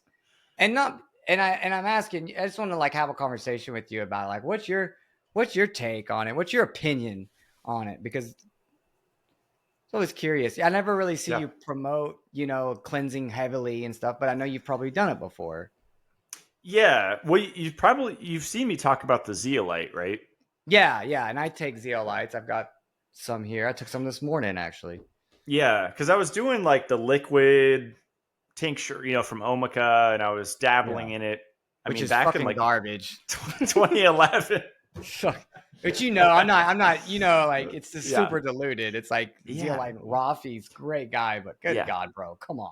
Yeah. Well, and then you get into the MLM, the nano liquid, and I had Jeff Hoyt on, great guy, and he really breaks through that information because he differentiates it. He's like, you have nano, you have liquid, and then you have powder, and there are three different things. And the first two are, like you said, diluted. They're not high enough concentration. Just like when I talk about vitamin C, different things, even Shilajit. People freak out that I take 1 gram a day sometimes. They're like, oh, only 2 or 3 tablets. That's all you need. I'm like, minimum 3. 2 is not enough. I mean, especially if you want the testosterone effects, you're not going to get it at 400 milligrams. You have to get it at 500 plus a day. But without going on that tangent. So, yeah. So fulvic acid, Shilajit, I think now that's trendy. We know that helps. It's not a strong binder, but it helps with a lot of other things too, besides metals like organic pollutants and petrochemicals and plastics and different things. But going back to the zeolite, when I got on that, I think it was back last April-ish, April, May, something like that. I started taking, after I interviewed him, I was inspired. I started on the 30 grams a day, once a day, knocked it back. And I had the Oligo scan, which spectrophotometry, it's 4 millimeters through the palm of your non-dominant hand. And between just that alone, I see things going up and down, and things meaning aluminum, lead, arsenic, cadmium, mercury, thallium, all the metals. They're just like in my tissue was what it's measuring. It's going up and it's going down consistently, like month to month. So I'm seeing that there's constant change. So it's working, but I'm also taking high dose melatonin, which is a heavy metal chelator, 200 milligrams a night, which to me is a low dose relatively. I mean, the Doris Low people are taking 5, 8, 10, 12 grams for COVID. Literally, they're taking grams, but you have to do powder at that point because otherwise you're taking an entire Life bottle of melatonin to get up to that level. But then you have, so basically my heavy metal program, zeolite, shilajit, melatonin, and then it also put zinc and magnesium in there because a lot of people don't realize that the metals compete for beneficial minerals, and they'll actually like compete for binding sites. So zinc and magnesium, if you look up, there's that mineral wheel. If you just Google search images, the mineral interactions, and you'll see every metal has several different relationships to different nutrients that we need. And the metals are getting there because they're fulfilling a requirement, because for enzymes to work, we need minerals. And if we're magnesium and zinc deficient, then the body will go, oh, well, at least these metals will help some of these enzymes, but not all of them. So it's like it'll between nothing and a metal, your body will choose the metal, which is really fascinating to have some enzymes functional. But obviously, we would rather have magnesium and zinc there in the tissue. So, I think it's huge. I mean, I think one of the biggest questions is where do people start with their health? And I think the heavy metal thing is huge. It's just when you listen to some of my interviews and my podcasts and you get into like HTMA, a lot of those guys, they'll get so extreme, even with the cleansing, where some people say you need daily coffee enemas, which is so excessive, and daily sauna. It's like, who has time for that? I mean, just those two alone, you're looking at, I think, 2 hours a day, something like that. I'd imagine maybe 1% of the population. Well, and daily sauna, after 7 days is like tough on your body. And they're great. I mean, taken for the kidneys and liver and other stuff, they're awesome. And I think we should all be doing at least the sauna, even if not the coffee enemas. But I personally prefer the ozone insufflation to the coffee enema, but they both have their place. But do you feel like ozone does have a place there for, like, if you noticed when you do your scans? I haven't correlated it with that yet. What makes me most excited about your ozone generator is actually the microplastic connection, because some of the studies have found, I mean, ozone breaks down plastic. And so I'm hoping that by inundating the body with ozonides and stuff, that I'm actually helping to some of the now that I'm dabbling with polyester clothing. So I think there's a way to mitigate it, long term. And and it's just speeding all those metabolic processes up that accentuate all the supplements and everything else that you're doing too, right? So it just kind of helps speed up the process. Yeah. But it sounds like you're on this more gentle, not super aggressive approach that for sure. We're going to be bombarded with these things. They're all in our food supply. We can't get away from it. So instead of trying to do these crazy cleanses, why not be more proactive and be more consistent in a more balanced kind of approach? For sure. Yeah. And my zeolite dosing is extreme currently. So like Jeff's protocol, it's like, I think, a 4-month, and I think you start low and go higher or something like that. So you start with like 1 scoop, about 2 scoops, you like go up or something like that. But 30 grams a day is a mega dose. So I'm definitely on like a pretty rigorous, but the thing is that doesn't stress the body, which is cool. So do you take that like first thing in the morning, 30 minutes before you eat anything, or how do you take that much? So usually I smoke a cigar a day roughly, which we can get into if you want, but and I take some days off, but generally I'll smoke a cigar and then do the zeolite drink in a 12-ounce mason jar to the top of my Life filtered water, 6 scoops, milk frother, chug it, and then while I'm making dinner, basically. So that's kind of so generally it's before dinner, but if I know that I'm going to be driving or go to the airport or something like that, then I'll just do it first thing in the morning. Okay. It's basically just once a day. And some days I forget or I don't have time for it and whatever. Right.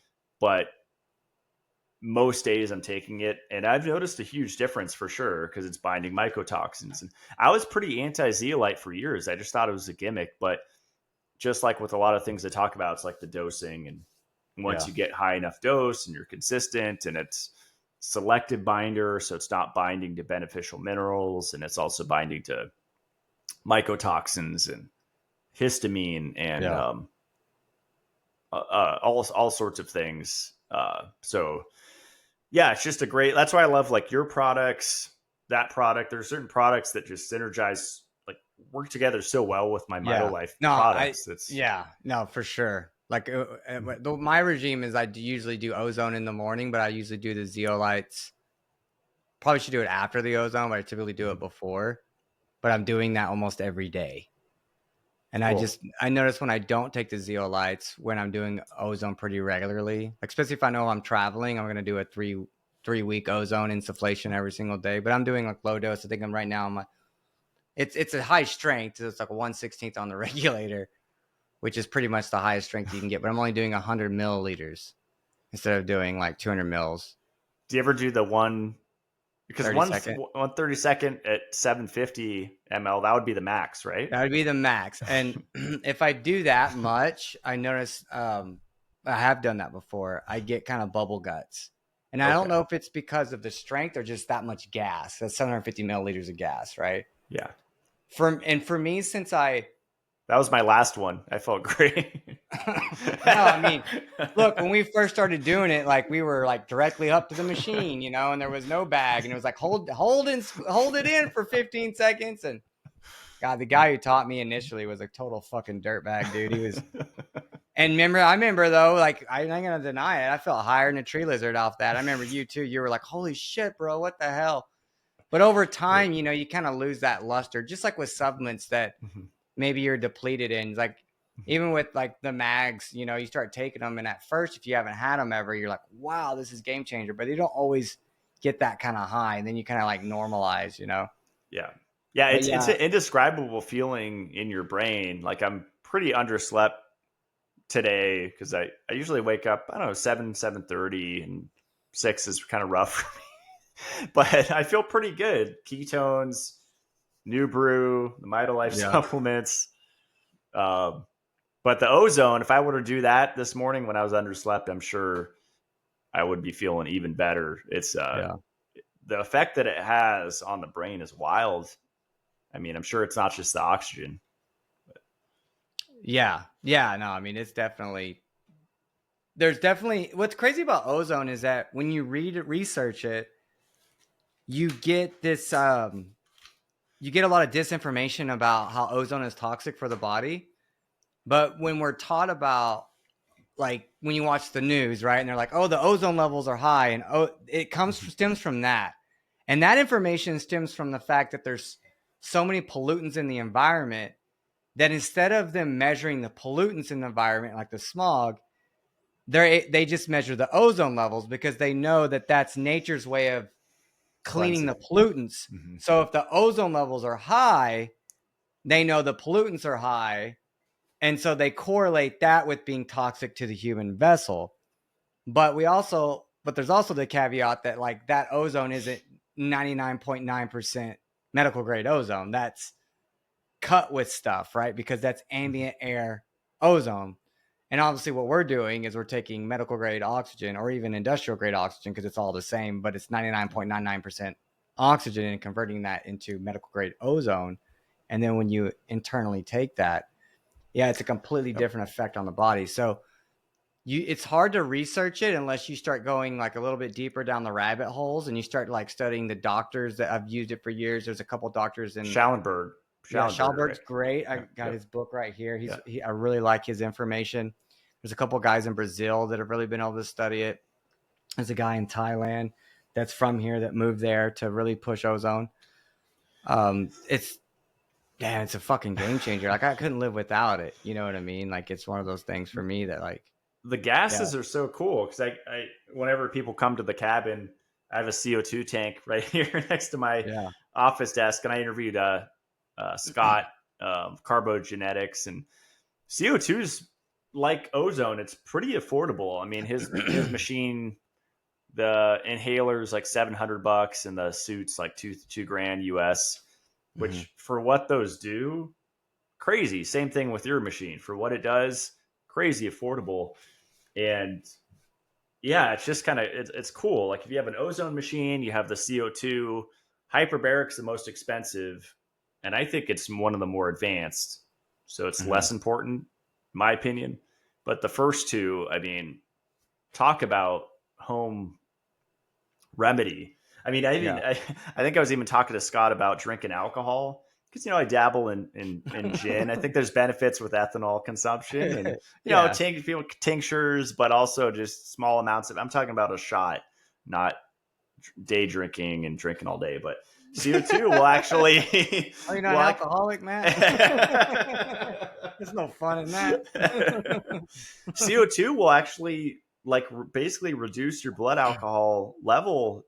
My understanding, that's what I was talking to Scott with this company about. So it's a great, not to say do this before you drink and drive, but if you're drinking at home, Z-biotic shot, that's what I do. I'll breathe this Z-biotic shot every time, which breaks down the acetaldehyde in the gut before it hits the liver.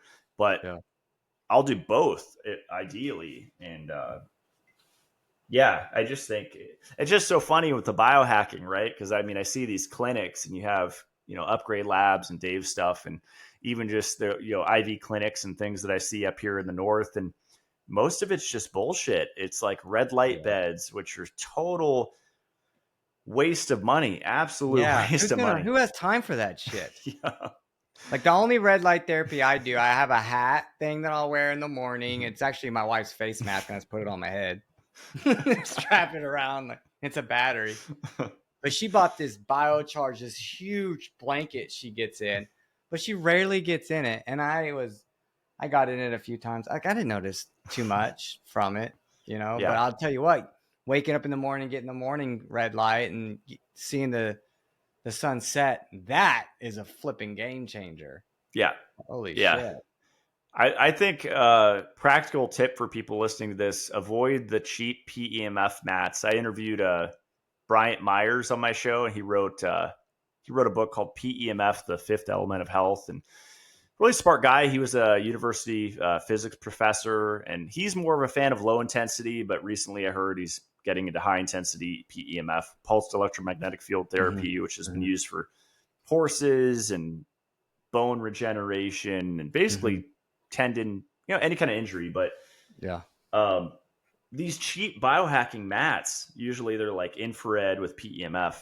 They're all BS. That's what he was saying, because they're basically built in China, which, not everything built in China is bad, but it's just pulsing the 60 hertz signal from the wall directly into your body. There's no basically filter built into it. There's no transistor or transmuter that's actually creating the legit.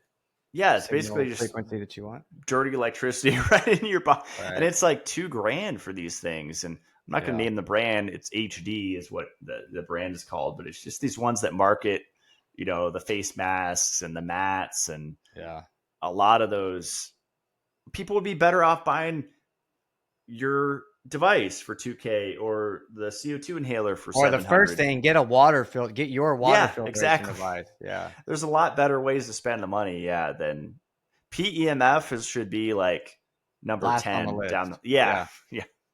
Last on the fucking list. Cause grounding superior than that. And so we're doing this digital wellness center thing, cause that's kind of what started everything. And the first 3 courses are air, water, and then sodium. Cause those are the 3 essential nutrients by the human body. The body needs, air more than it needs water, and then it needs water more than it needs sodium. But those were the top 3. And obviously that's why I kept bugging you about the affiliate link thing for your filter. Cause I was like, okay, we need to get this in the module, and we're going to do some mini chat stuff. So because people are asking well, what filter do I get? What filter? And I'm like, give them Matt's link. You know what I mean? Cause cool. Appreciate I've been, I've been using yours. I have a distiller here, but that thing's fucking janky, bro. And I just use your system that you gave me, that we got from you. And We love it. I appreciate it. Yeah, it was a labor of love with my friend Austin and Matthew, the three of us. I mean, at least a year and a half. I think it was almost 2 years. It was quite a while, and I was getting so frustrated where I was able to. I was ready to give up and say, "Let's just private label something. This is just too stressful." But I'm glad I stuck with it because it is truly custom. I mean, we did not buy that off the shelf from any Alibaba company or anything. It was built from scratch. And you And change those filters out if you're using it every day, you change them out every. it depends. It So if you're on municipal, I would say going off the schedule. What's cool is we're so transparent. You go to a lot of these websites, They just want you and to buy filters every 3 months or whatever, right? well, and you can't even find the specifics. Like we're open source, made in Idaho, Q series, Omni filters, made in Idaho, twist off, Q series, Omni filters. Like I just gave people the key to the kingdom to not be reliant on Mitolife ever again. If they had my filter, they could buy those somewhere else. Yeah. I think our prices are great for those, especially during our sales. We just had like a 50% off, but yeah, so they're open source and Well, and I think you doing that though is what keeps people going. Yeah, like even with your affiliate sure. links with me, I've noticed like people that buy my products through your links, they consistently use your link because of that transparency. So good on you for having integrity and not having this scarcity mentality and all that bullshit. I appreciate it. Charles, could I run to just pee really quick? Do you mind? Yeah, I need to piss too. Okay, it's bad. Yeah. I drank like 5 of these. All right, I'll be right back. Oh, awesome.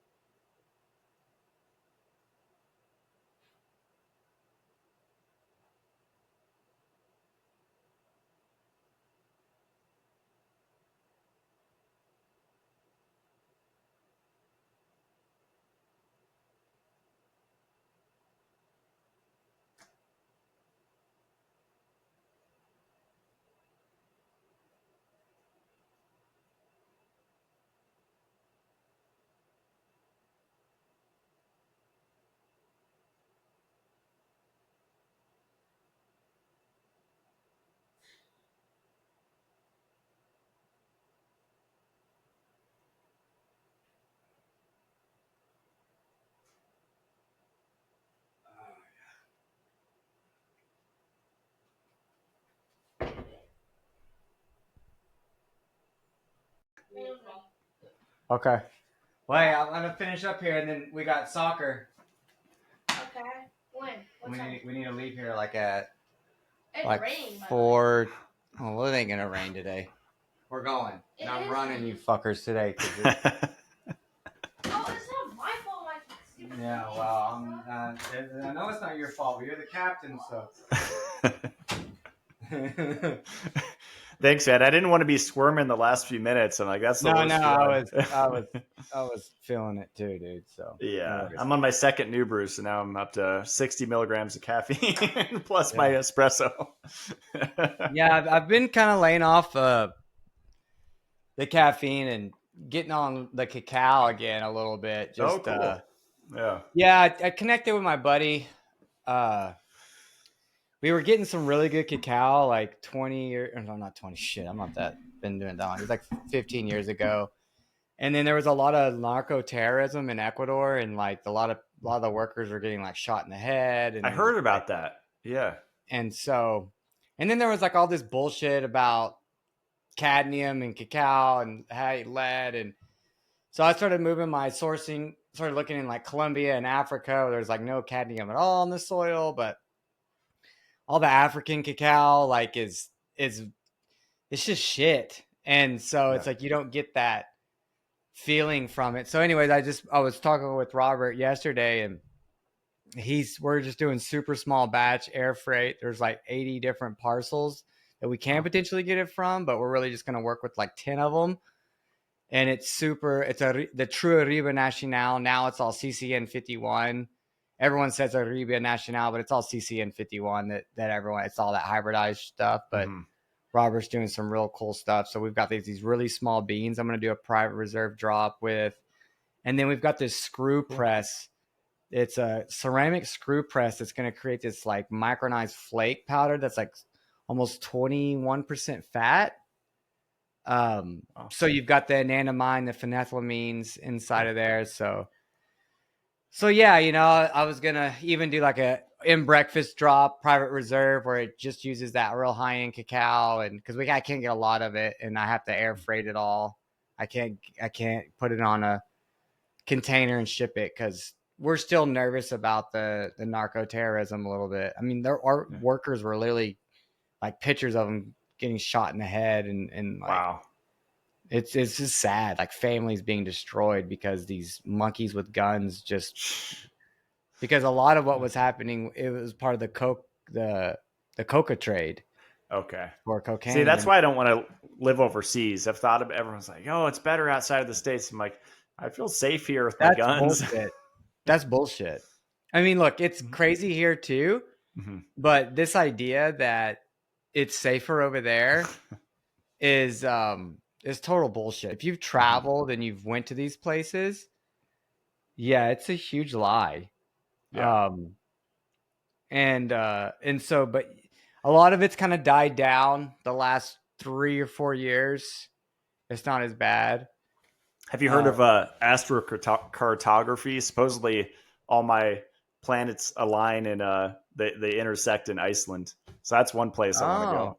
Is that maybe where your roots are from too? Do you have some genetics there, you think, or Scandinavian, or maybe it was more like you search like astrocartography, you put in your birthday, time, location, and then you can see on basically a world map, and you see like your moon, your sun, your all this, and I have like. I mean, you're up in Idaho where it's cold as shit, so maybe Iceland's your spot, dude.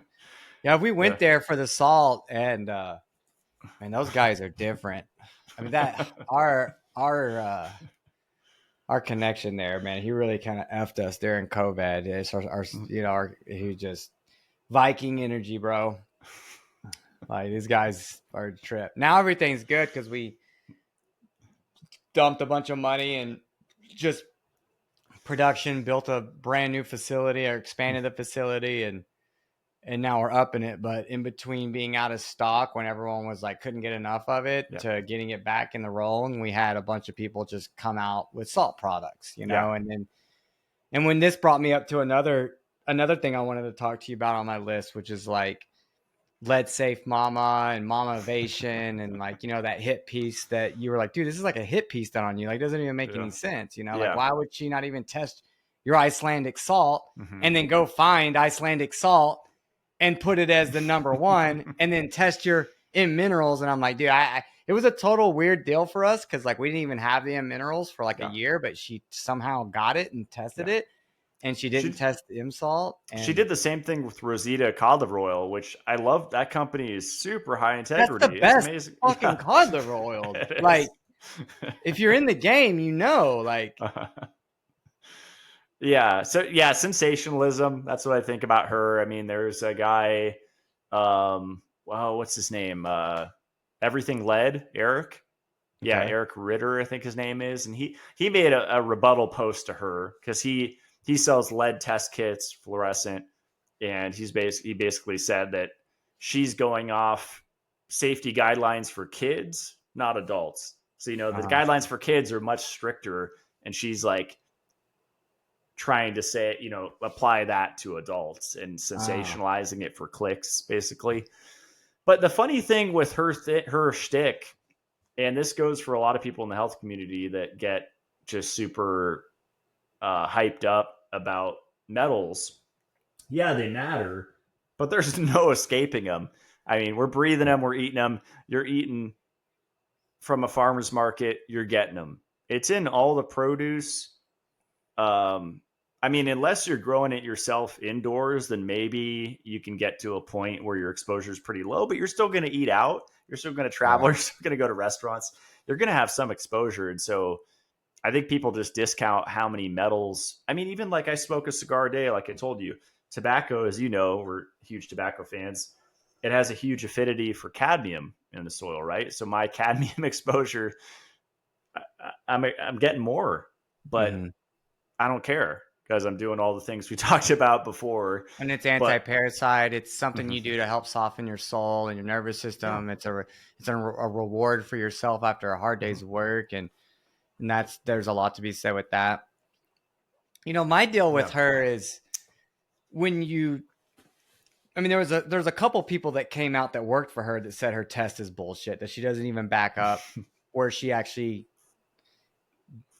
gets her test done. Like it's an FDA approved lab, but no one knows what the lab is or where it's at. It's in an undisclosed location, it's so in to her speak. Right? basement. Yeah, It's in her basement, whatever.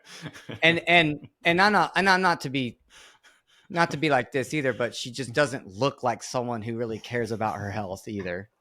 You know what I mean? When you Mhm. look at her, you're like, dude, you're the lead safe mama. Like, oh, no wonder you don't put your face on anything.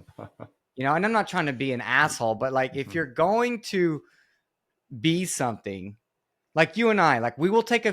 a photo with our shirt off, It's a right? lot. Yeah, a lot And of the trolls I noticed do not show they themselves. don't show That's themselves because they yeah. look like shit. And this is not a depiction necessarily of my health, but it is in a way, Mhm, right? Like mhm. my internal health is a reflection of my external experience, Right, of my appearance, right?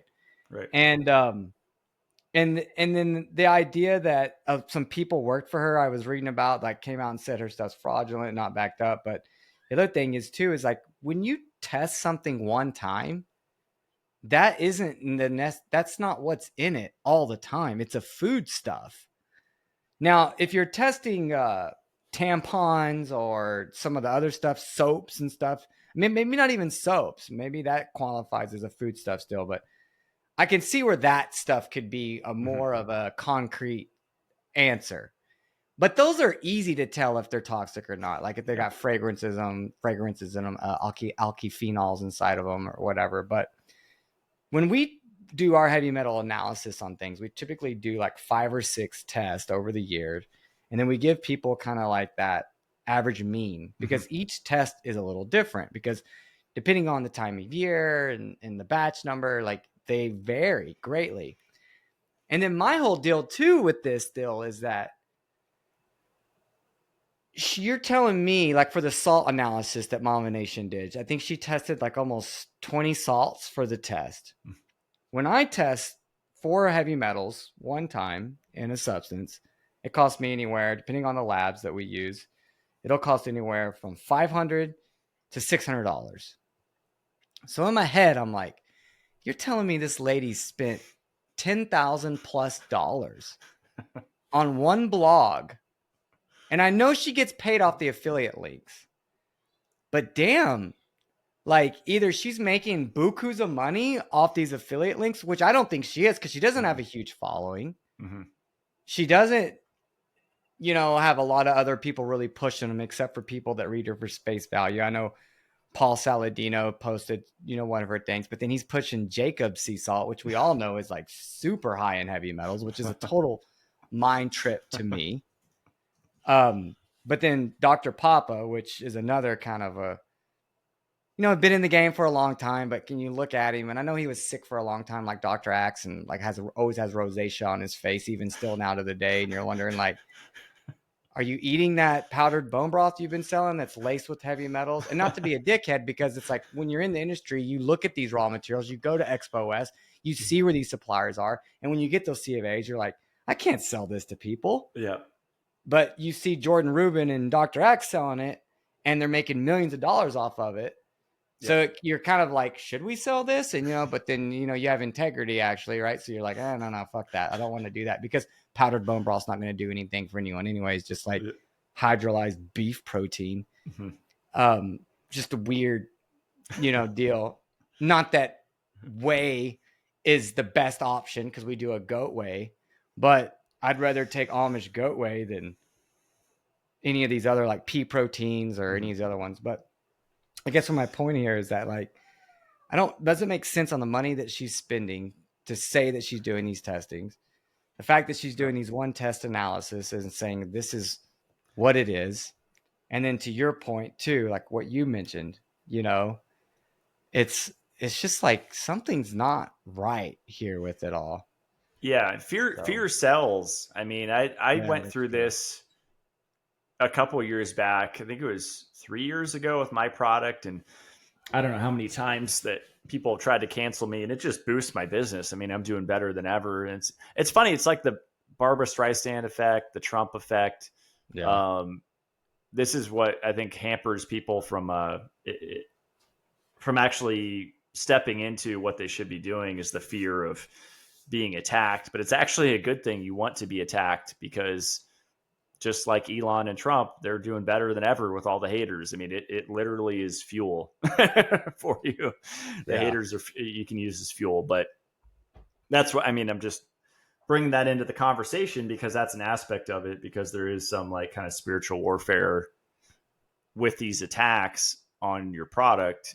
And I've dealt with it with extraction methods of claims of they know how my vitamin E is extracted, even though they have no clue what facility I'm using, and that it's has all these certifications and it's all standardized. And I've driven there and I've been there with the encapsulation machines and I've talked with the people working there, and it's legitimate. And I've seen, you know, everything that goes into it. And we third-party lab test just like you do with your products. And yeah, it's just funny. Like, the people that are trying to spread fear, because back to what you were saying at the start of this whole conversation, it's like we're overloaded with information, and everyone's so confused because of these trolls that are trying to make a name for themselves because they don't feel like they're good enough, or they hate their life or whatever. And so they're trying to find these little niches to like, hey, listen to me, you know, watch out for this. But what the saddest part to me is their true, you know, their heart's intention is not to help people. It's to scare people. Yeah. And attack people. And I just think that's a wrong approach. I mean, I'm on, Well, you know, it's like we reached out to her and we're like, hey, can we see the test? Because it doesn't match with anything we've gotten, and we want to like know where, and we want to make sure we're selling a healthy product. And it's like, well, we're going to ghost you. Yeah. That's trippy. You know, because I mean, and the thing is, it's like, I didn't really give a shit when it first came out until we had a few customers that wanted us to like do something about it. And so I wasted my day trying to reach out to this lady and figure out what's going on and like try to make a rebuttal and got nothing from it. So, but yeah, no, I'm with you. It definitely has helped bring some more awareness to our brand for sure. And it's so funny too, because in that blog, there's tons of people going, why didn't you test the M salt? Why didn't you test the M salt? Why didn't you test the M salt? Why didn't you test the M salt? Yeah, because you tested the one that you said was out for a year. Yeah, right? She tested in minerals, which we didn't even have. We can barely keep that one in stock. Wow. And the trippy thing is even the analysis she got, she put it in like a not the best ever category, but it was way better than any of the products in that category. So it should have been put in like the better category. So the way it was done was just trippy. Yeah. And then the fact that she didn't even test M salt, which is the one we claim to be the purest, you know, unrefined salt in the world, which it is till to the day. And then, but she tested another Icelandic salt, which is our partner. You know what I'm saying? It's the same fucking salt. You know, there's only 2 facilities in Iceland. You know what I mean? Like, it's the same shit. But she didn't put our name there, you know? And so, yeah, just kind of like, you know, like you said, it was like a hit piece, you know? So what tips do you have for people if, well, I guess everyone could shop online, but if they're just buying salt in the store, what's the one, the non-iodized, is it Malden's, I think, or the one that's decades old, that's been out for a while, is Maltons, or because there's Malden's and Maltons, right? They're like two different. There's those 2 different ones, yeah. But generally, store-bought, you're going to have contamination, right? Whether it's metals Yeah, or I mean, microplastics. yeah, I mean, I think that at the end of the day, it's like I would prefer a Celtic, you know what I mean? Mhm. Even though I know the lead, everyone's freaked out about the lead in that because of the trace mineral elements of it and like where it comes from in the ocean. But definitely getting, I guess, really instead of like pushing a brand and saying which one's this better and that, is like the idea of get unrefined sea salt versus mined sea salt, you know, and then definitely stay away from refined salt versus mined salt, right? So the mining process, it's usually these like ancient seabeds that have dried up and they're going into these mines. And when you go into these mines, you have to use machinery to break the salt veins. So if you've ever dug crystals, you get crystal veins. It's real similar to salt veins. The issue with it is you have sedimentary rock all around it. So like with Redmond salt, that's why it's red, because you have all this iron oxide mixed in with the salt. So those are contaminants, you know. I mean, it is what it is. It's mined salt, but that's also why it's so damn cheap too. You know what I mean? It's easy to take a big machine to go in there, but you know, again, the caveat is you got a big machine in there. Those run off diesel fumes. You're in an enclosed environment. You're using metal to grind the veins down. Explosives, So right? sometimes, not all the times, but sometimes the Himalayans salt is a lot of it is explosive and dynamite that's used there. So, you know, and when we first got into salt, I'm sure when you were doing the raw vegan thing, it was get the Himalayan because it was before the earth was polluted and it's like ancient. And yeah, until you fucking put dynamite in there to blow it out. Now you just polluted the shit out of it, you know? I had the Himalayan salt lamps. I was full Himalayan back then. Oh yeah, I mean, I still have some salt lamps somewhere, I'm sure. You know what I mean? Like, I'm not like anti-Himalayan or whatever, but you know, like for us, we could bring on any salt in the world. I don't own salt like land. You know what I'm saying? Like I'm looking for the highest quality ingredients for myself. Yeah. Like, no offense, people. I don't care about anyone else but myself and my family first. It's the same with me and Meatal Life with how Yeah. I come out with products that I want to take. Yeah. And Yeah. I'm going to make sure that it's the highest quality for myself and my family. And in order to make it work, if I can buy bulk and then share that with everyone else, let's go, baby. You know what I'm saying? Like, God bless, like, share the wealth. But I have to generate that self for myself and family and friends first. It's just like the analogy of when you're on an airplane and you're sitting there about to take off and they're like, hey, in case shit gets sour, make sure you put the oxygen mask on yourself first and then you help everyone else out. It's not selfless to do that because you're dead if you don't. You know what I mean? And I know that might be an extreme analogy, but we live in a day and age where shit's extreme. You know, we have shit getting sprayed in the sky. I mean, dude, I was gonna text you yesterday. I actually had it written out. I didn't know if I was gonna make it today to this call. Food I got poisoning. hit with. Oh, did that go through? Yeah, you told me. Yeah. You Oh, got okay, food, it did go through. Yeah, I did, dude. I had fucking food poisoning. I don't know what it was. It was the geo thing. I mean, saved my butt. Zeolites and charcoal and ozone. Cool. You know, but you can still kind of hear. I don't know if you can tell or not, but my energy is great today. But yeah, you know, it's like there's all this stuff that's going on, and we're getting hit with all this stuff. And there's a Hippocrates quote: "Extreme remedies for extreme, you know, times, or extreme dis-ease or discomfort or disharmony." And we live in that day and age. You know what I mean?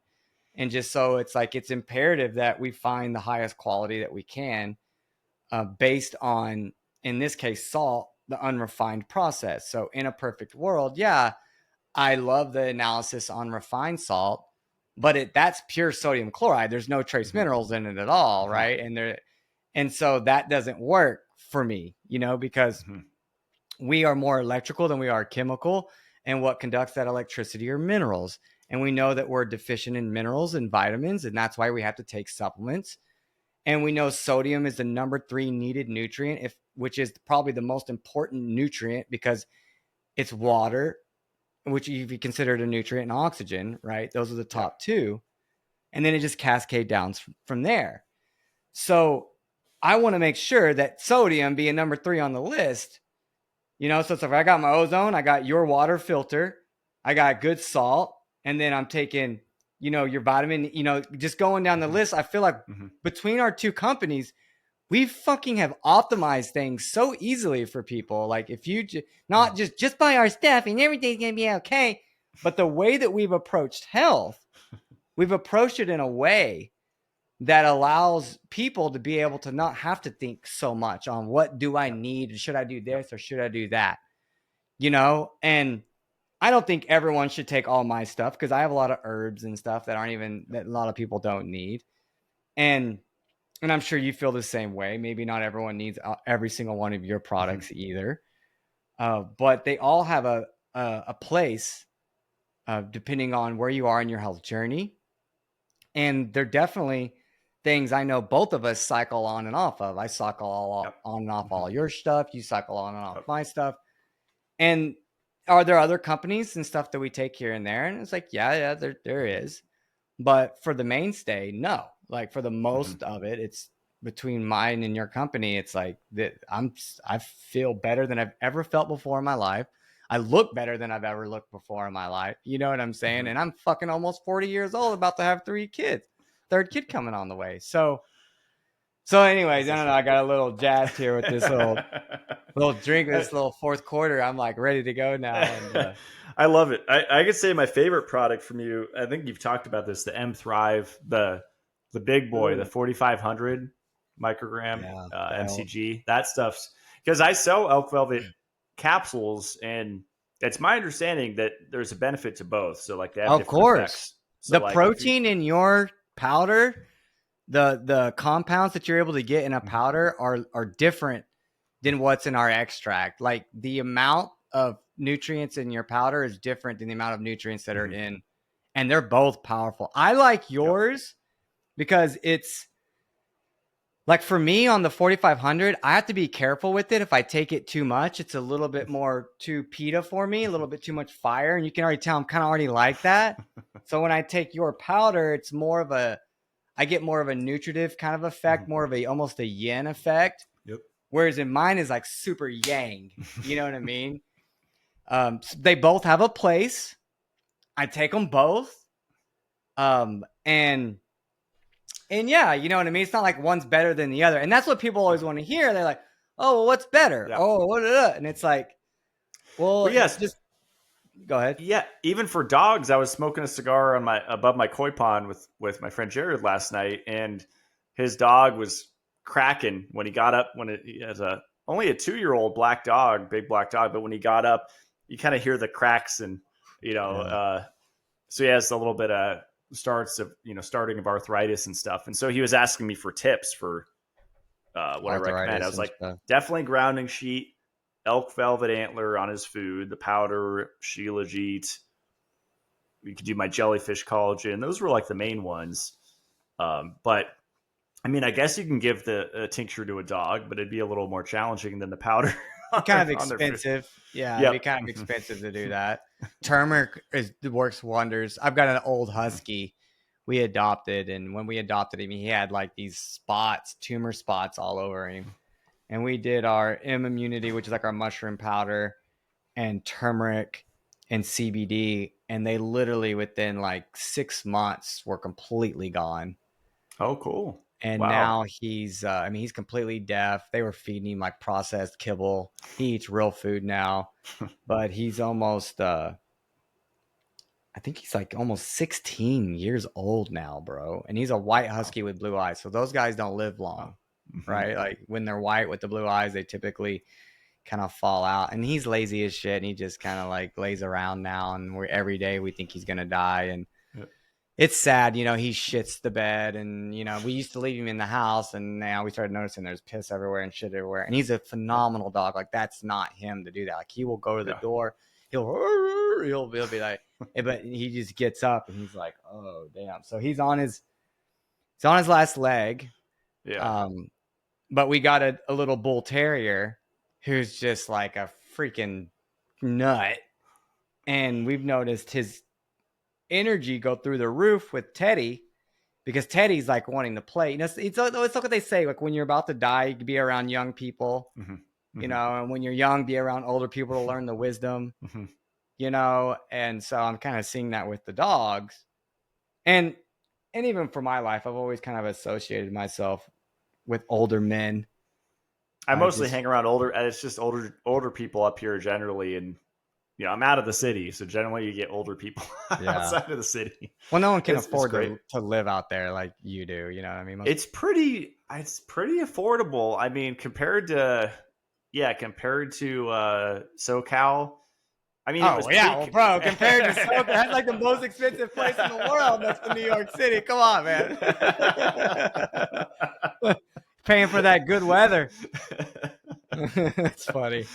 I timed it perfectly with the first house I ever bought right before COVID. It doubled my money because everyone wanted to move out of California up here. Yeah. When that went down. So, well, it's a gem. I remember meeting a guy who has a bunch of land in Idaho, and he's always golfing up there, and he's a billionaire. And he just talked about how it's one of the most beautiful, untouched spots that no one needs to know about. Like, don't let anyone know about this spot, because if people knew, it's so cool year round. I mean, I never used to be like a snowboarder or skier. Actually, I've never done either of those things, but snowmobiling and jet skiing, like I went snowmobiling for 5 hours about a month ago. I was sore for a couple days, like full body, because I'm standing up the whole time. That's on awesome. Bumps. And it was a pretty rough. I mean, it wasn't the optimal time to go, because ideally you want it pretty flat, and then you could really get speed. And then in the last summer, I went jet skiing for the first time, and there's giant lakes up here. Another full body workout. I'm going crazy trying to do jumps. I'm falling off. Yeah. And those are my favorite workouts. I mean, I could do that all the time. And I love it. I'm such a physical human, and I just love that, hearing that, you know what I mean? I love physically working hard, and I have to be careful with it though, because I push it to the extreme. And when you have to find your thing, because I generally don't like lifting weights. I mean, machines, cool, I've done resistance bands, but I'd rather be doing something like moving, like on a machine like that. Play. Yeah, for sure. No, it's the best. That's why, when COVID happened and they were just shutting down all the traveling, I picked up a boat, and I didn't get a brand new, $250,000 surf boat. I got a used one, and just saved us. All my boys are like, dude, the boat saved us. And so it's like the 4th year we've had it. I could see you loving doing some boating, and if you ever decide you want to come down to Texas, I'd love to have you out on the water. And that'd be amazing. I'd like to get into that. Yeah, since I'm doing major solar farm like I did at my off-grid house. I mean, in the summer you have way more power than you know what to do with. It's like you just got to figure out how to store it, right?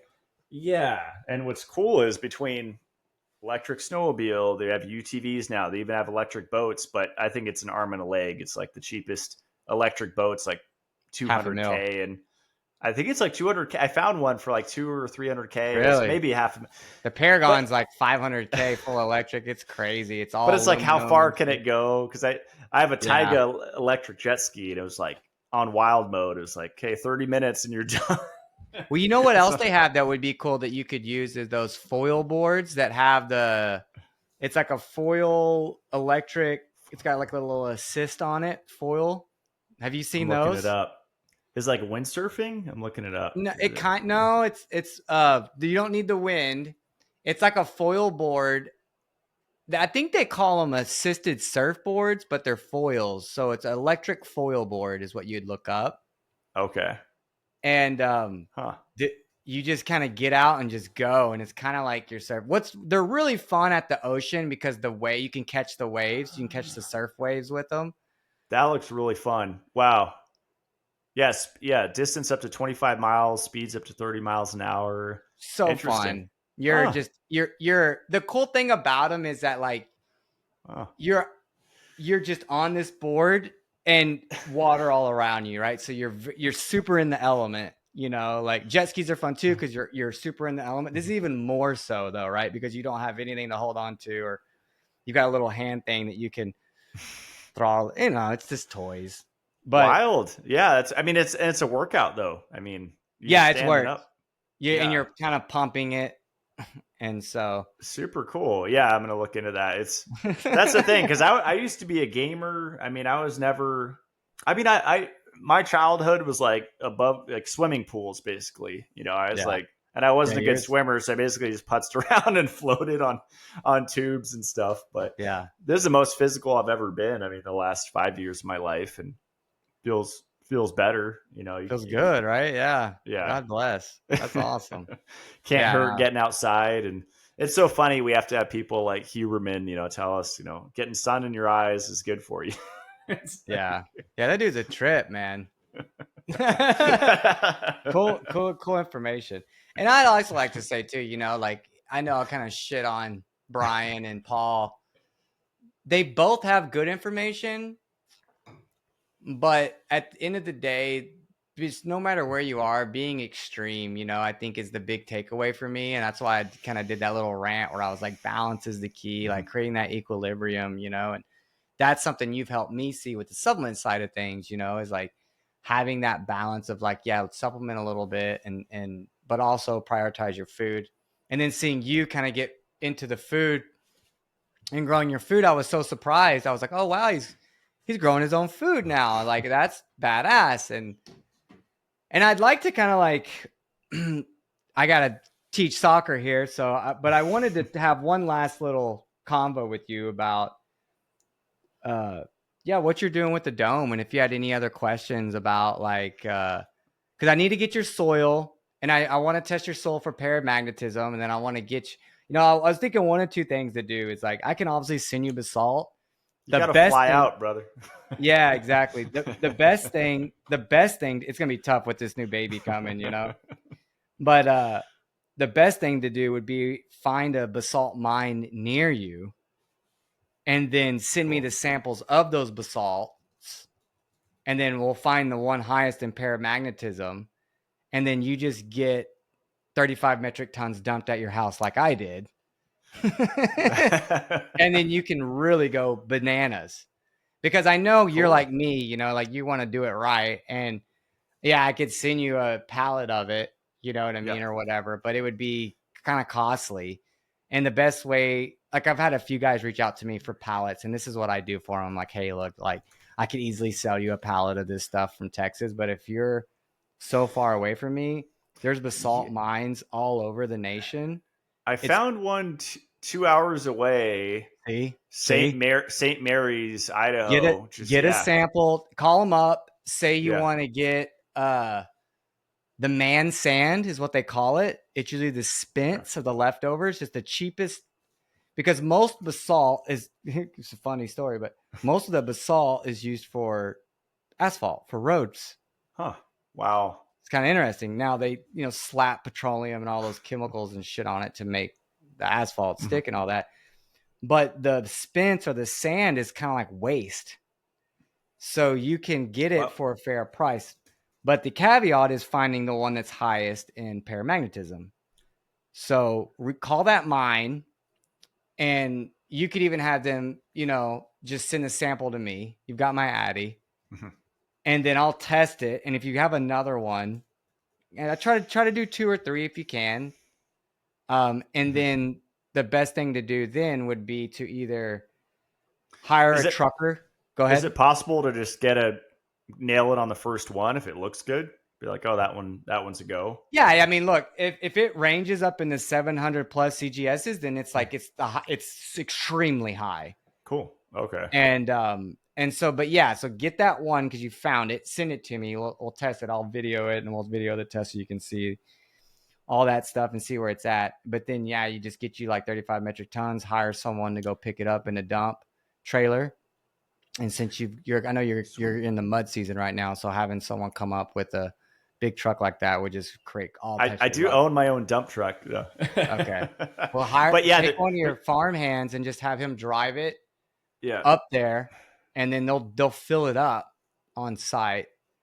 yeah. I think I might even have a location like 20 minutes north of me, so I'll see. Yeah, so I'll give myself away. I'm up here in Sandpoint, Idaho, so that's way north. But Yeah. yeah, there's a bunch up here. It looks like there's several. Yeah, they're all over. People don't realize like they're kind of Yeah. like all over. And so That's awesome. Yeah, because I mean, look, if you want 20 pounds, if you want 50 pounds, it's like, yeah, buy it from someone. But if I know you, I know how you do life, and I know you're on acreage. You know, we could get that stuff dumped all over your property, all over your orchard, all in your dome, Makes sense. all around your property. You could have your workers start making the cones and stuff like that. I mean, if you go back to Tartaria and what those maps showed, there were the pyramids were everywhere. The grid was basically creating that flower of life pattern, and the nodules of every point, was where a pyramid was. So that's why there were pyramids all over the earth, and that's why we're finding pyramids all over the earth. So, and the cones, you mix the basalt with cement, right? Cement, not concrete. Yeah, because concrete's got stones and pebbles in it, and you want something super fine like a dust. And I typically do a 60-40 mix, so it's mainly basalt, 60% basalt, 40%.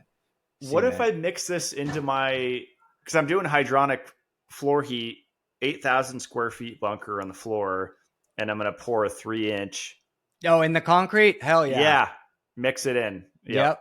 And you can even, I've even helped some people that mixed it in their drywall and their paint and they sprayed it. That's cool. Cause I want no corners. So I'm going to do, it's called shotcrete. Like if you look up like underground bunkers, there's all these cool aesthetic pictures and basically just tunnels, but they do like mesh, and I'm going to hide all the conduit and stuff in the shotcrete. They just spray. Go. So I can mix in the basalt into everything, the floor. It would just create a super kind of low ELF, which is going to be like the alpha, the theta. Yeah. What is it? Is it emitting like an infrared? I mean, it's not emitting. It's not emitting. So it's an antenna. So what Dr. Phil Callahan showed us was that it helps intensify the Earth's natural Schumann field. But what we know is Schumann is based on Schumann. But really, it's paramagnetism. They're almost one and the same. The caveat, though, is that it's not just one thing. Like we think of the Earth's frequency as one frequency as the Schumann frequency. But what Phil Callahan said is that, no, there's way more here than what we thought. There's all types of ELF fields, extreme low frequency fields. There's all these different types of frequencies that exist. And based on the solar and geo flares, certain ones get accentuated. And the way I kind of like relate it to people too is when you think about when you go into a meditative state, like right now we're in high beta. And if we were to start doing some deep breath work, we would go into low beta and then alpha and then theta, right? And we would just slowly go down into these ELF fields as we got deeper and deeper into the meditation. So, and those are the ones that we know about through meditation, just through all the research that has been done on, monks and a lot of the work that Dr. Joe Dispenza has. The reason I say that is because I have this inclination that there's probably even more. Yeah. But this also doesn't correlate to what the Earth's potential has. And especially now that we found out about like what was going on in with that LiDAR, and they found those pillars and those blocks underneath the pyramids, it makes me even more think like, damn, there's probably even way more than I was even thinking initially, speculating initially about these paramagnetic fields of energy or ELF fields of energy or orgone fields of energy, like whatever you want to call it. Yeah, what are the name? There's like a German name for electrical Fraunhofer. What are they called? It's a crazy word, right? But is that kind of what you're talking? There's all these different there's all these low, and because what we're finding is our nervous system really loves these low frequency fields, and it puts us. The bottom line is, or the takeaway from it, is that it puts us in this super soft our nervous system into a super soft state, a state of a meditative state. And when you can put yourself in a state of these extreme low frequency fields, you're able to tap into 0 point. So all information you have access to. So if you're trying to maybe change behavioral in your mind, maybe even try to rewire your brain, new neuroplasticity, you know, like new connection sites, new behavioral patterns, putting yourself in these states allow you to actually do that. Because if you can put yourself in these lower states while you're conscious, you can make the conscious choice to choose what you want to undo and what you want to rewire. So like for me, and most people can tell, especially when they hear me on a podcast, I'm very PETA, very fire. I can be impatient with people, especially. Yeah, I don't want to go into it too much, but and so part of my mantra is patience and peace, you know. And so here, excuse me, let me get this out. So it's almost like when you do psychedelics, right? You get into this state to where you're susceptible to influence. And this is the same thing that we're basically talking about, but without an endogenous substance. This is through a more of a, you know, a conscious awareness, if you will. But we have to understand that like we're getting bombarded with extreme high frequency all the time, from Wi-Fi to our cell phones to whatever else frequencies are out there. So our bodies are, you know, wanting to be in this more softer state. And we're also finding out that these softer states is like when you can spontaneously heal cancer, when people that were literally crippled can get up and start to walk. Like this is like the study of like how miracles actually manifest in people's lives. Like, you know, and when you start studying Joe Dispenza's work, like you see it, you hear about this stuff. Like that dude was literally told he was never going to walk again. And he put himself in these states because he had nowhere else to go. He was just sitting there. He's like, fuck it, I'm just going to meditate. And he literally rewired his physical body through rewiring his biochemistry through his breath, which lowered his brain waves into those ELF fields, right? That's so cool. Now I'm inspired to look up I mean you were talking about Phil Callahan. Dr. Phil Callahan, bro. Yeah, he's got a book on paramagnetism. It's out of print. It's I think a couple $100. Okay. Get that one. If you can find it, you'll be able to find it. But it's out of print. They don't want you to have that book for some reason, but get it. Most people won't buy it because it's like $200 for a book. What's funny is I'm building my Lodestone bathtub version 2, which I'm going to do it rougher this time. It was a mistake to cut them down. So I got ripped off by an eBay seller that only sent me half of what I ordered. So I ended up chopping it to be able to get enough to make a bathtub. But now I got 3,000 pounds from a mine in Utah. Nice. And it's magnetite. It's been struck by lightning. So it's, you know, that should all do the same thing, like really enhance those ELF fields. Well, you have me thinking now, because with that other bathtub, I mixed in, give it an appearance. The other bathtub, I mixed in shungite and pyrite and magnetite powder. But I wonder if all I need is basalt in my next bathtub. Just, I mean, I guess the more the better, but.